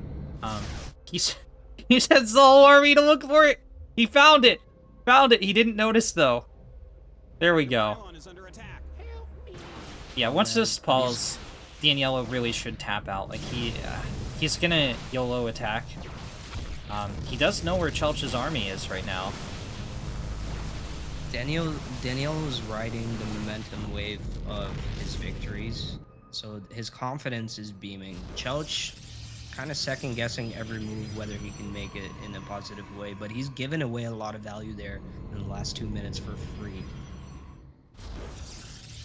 Yeah, people saying there's no warp gate in the chat. Remember, he lost his cyber. Oh, you're on 2-minute delay, but remember, he lost his cyber cord.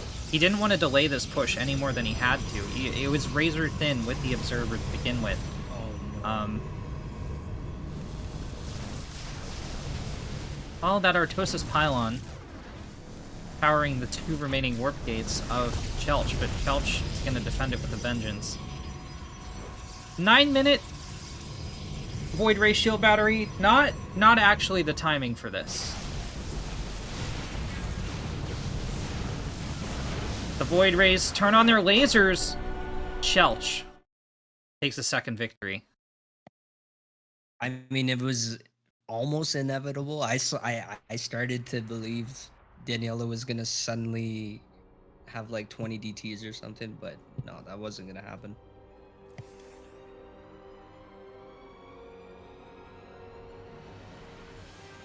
Stone Age technology on the way. Gotta wonder where it all went wrong when you're chronoing a DT out of a gateway at 7:30. Might be wondering how I got here. Pinball Wizard starts playing in the background.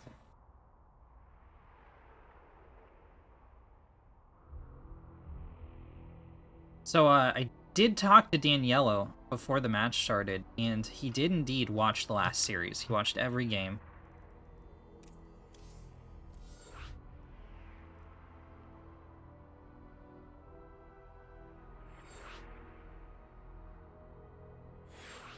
Coming down to the wire.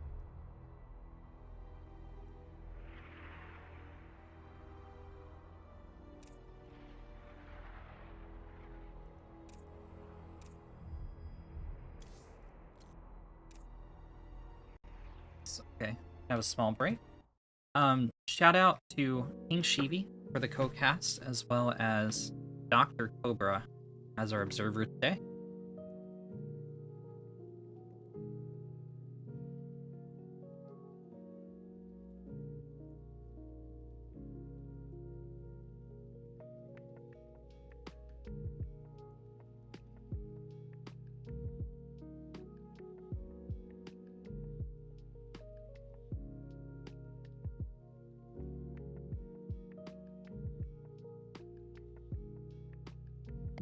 Now that we've seen a few games, Renegade, I gotta ask you, like, who are you rooting for, or who would you bet on if you were putting money down? I don't bet, man.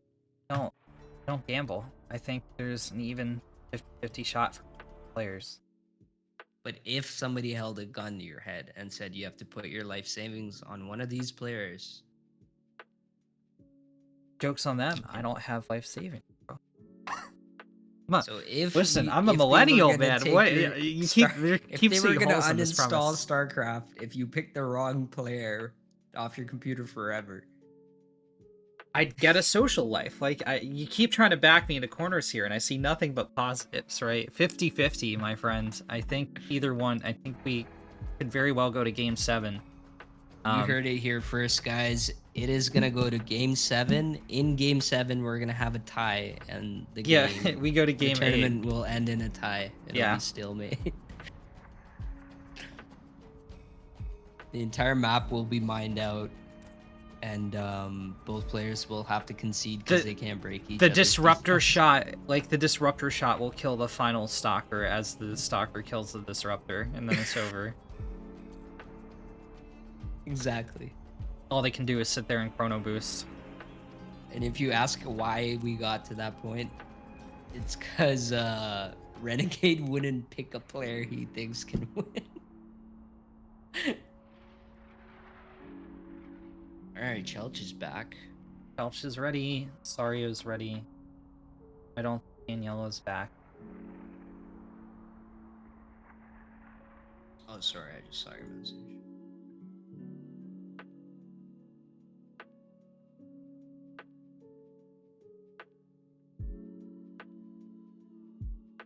What anime is that from? What? My Your profile picture? Yeah. That's just me. What kind of art program did he do it in? It was you're giving away my trade secrets. It was Is that it was a on a Snapchat filter, I think. okay? My hand look. Oh, it Go looks on. I like you think it's the play. cartoon. It's just called cartoon filter. You're playing some Kingdom Hearts, playing some Civ 6. That just yeah, I was just playing some stuff with the boys. We had a nice Civ game going. It was fun.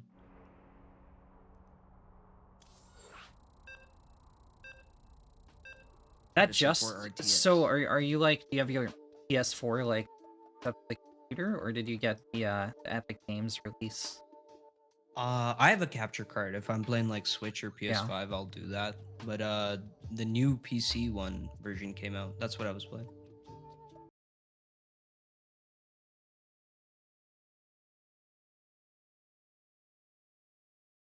Game number 6. My God. And these guys are going at each other's throats. These have not been boring.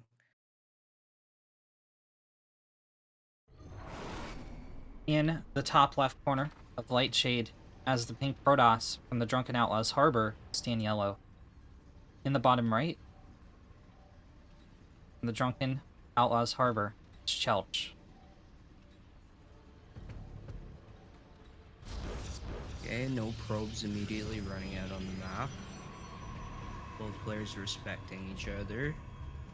Imagine a Drunken Outlaw winning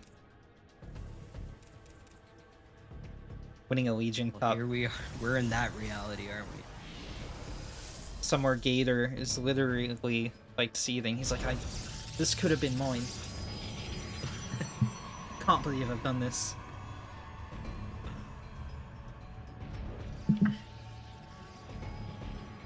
Okay. Chelch will be first to scout, as he should. Some weird stuff has come out of Daniello today.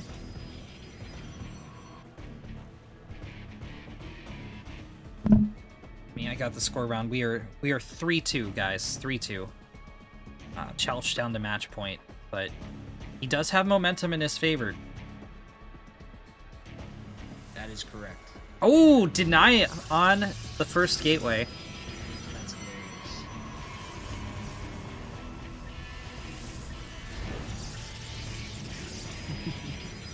Probably won't see anything too weird happen because of that, but it's funny. Just a little morale blow. Like, huh, gotcha.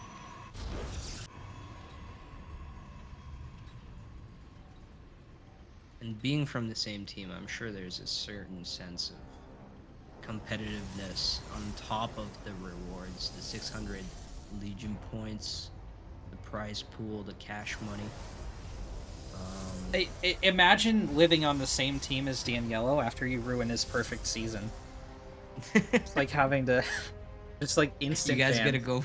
You guys gotta go for dinner together after and stuff. Yeah, it's like you just gotta work 40 hours the next week together, survive it. The winner doesn't even offer to pay. He just keeps the money. Yeah. He just expects you to pay, just leaves the restaurant. Yeah. It's like, you got the tab, right, bud? It's all your prize money.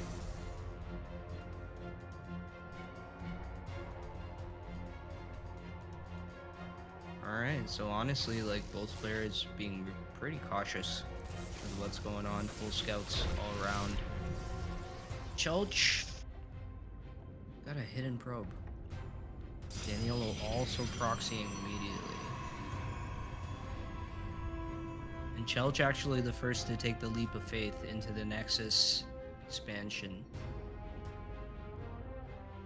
There was a point in Diamond PvP where if you expanded, you just lost the game. I That think was, that like, was like last a year. yeah, that was a couple patches ago though. Yes. That yes, was it was. the era of the proxy robo. So Daniello proxying a gateway. I like it. Ah, His builds have been pretty decisive in terms of when they hit, but shows 4 stalkers, doesn't really get much of anything. Chelch probably should know what's up, right? Like, this is your own race. You know the tools that are in the drawer. well, you see 4 stalkers and you're like, okay, 4 stalkers. You don't know how committed he is to this or not. Chelch going for a dark shrine. All right. I mean, he's got to buy time for this to work Yeah. out. That's exactly correct. This is a non-blink stalker play from Daniello to try and close out this series. If Yeah, Chelch like, can buy force enough field time, these guys. one invisible man and this attack's over. There's no robo down for Okay, Daniello. a little early on the overcharge. Yeah, I think you do the force fields or the overcharge, right? Not both, because now 2 tools are out of Chelch's belt. Definitely- It was clear he was walking away, so even Chelch Oh. knows he made a terrible mistake. there. Evax. He's- This is a terrible mistake. There were 3 shield batteries there. He gave them up. Yep. And I this mean- is snowballing in Daniello's favor. To be honest, this is better than what Well- Daniello could have predicted, right? All Daniello needed to do was overrun the Nexus. Like, he's no longer going to be here, so Chelch bought time for the Dark Shrine, but it doesn't matter. Daniello's on 2 base against Chelch's 1. Chelch gets a proxy pylon, but Daniello is going to be returned home. The robo is building, so there is time for the DPs to cause mayhem. No ability for Chelch to get detection, but he's got to go, go, go, go, go. Slow warp in, delaying this attack even more. Yeah. And then one adept gets in, he sees the Dark Shrine, he's got to chrono the observer out, but I don't think, like, Chelch can't get that much damage in time. Oh, mistake on the stalkers. I think he was trying to hold position block on the ramp, but didn't do it properly. These CTs are wasting time. The observers started. Yeah, and he's continuing the wall, which is honestly... All these stalkers could be DPs need dead. to get recalled. The probes and the natural get could be dead. The cybercore already being remade. Here comes more into the natural, so the probes are killed off, but the recall only saving 1 DT, and now these... Okay, he runs them out. I think not the amount of damage that Chelch needed to do. No, but not at all. This is a bad look. I don't know what to tell you, Renegade. Things just continuously did not go well for Chelch. Well, I'm trying to put a score on the board for him, but I haven't seen any value. Chelch is committing to Archons. He's keeping a DT in the mix as well. This is almost it? all in. I don't know if this is it. Don't know. I think we can continue the game out from here. It's going into charge behind this. I almost don't like that. Invest your minerals, invest your gas into this attack if you're going to attack. But if Daniello holds, he's almost certainly going to be able to take an earlier third than his opponent. Here we go. The Archon blow on shields. The Archon about to start taking hull damage. Boom goes the first Archon. Retreat was not the option here. Oh my god, the sentry goes down. Still energy on that sentry. Force fields go up. Good trades for Daniello. Alright. So the Twilight Council finishes. Is he gonna go back into the Blink play? Chelch looking to, again, kind of make sure this third doesn't go up. But he is playing on the back foot.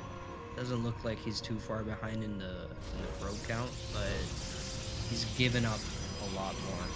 That's not shown on screen here. Yeah, it's Losing just... the Nexus was, honestly, I think the Nexus loss is what's really hurting me right now. With force fields, Archon Archon gets stuck there derping for a second, and the Immortal's untouched at this point. The DT side, that's basically the loss of another Archon. GG! Daniello with a 4-2 win. Close out 2021 EU Winter Legion Cup. Well deserved. So, guys, You can't deny it. You can't deny it at all. Daniello deserved the win in this tournament. He played outstandingly. So is still chalk him up for undefeated, or I guess he lost a map. well, maps. he's lost like 4 maps throughout the entire season, but let's count these Undefeated in victories. series. So, Yeah. Okay. yeah, Daniello, Congrats. 3 wins in Group Really G, well done. round 1. Daniello, 3 wins in Group E, round 2.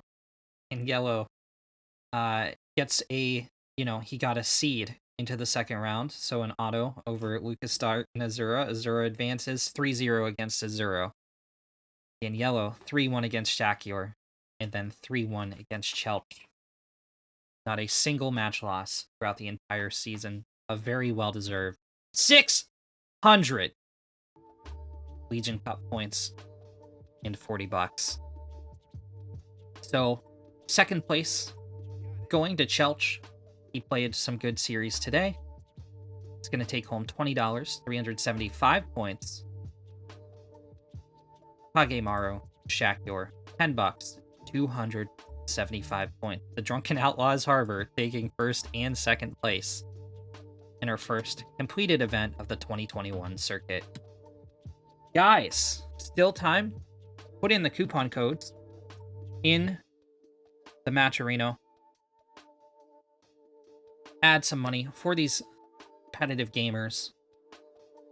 It increases the prize pool with every donation, with every sponsor quest, with every code entered. Like today's stream, click the follow button on my channel if you haven't already. I'm going to link the...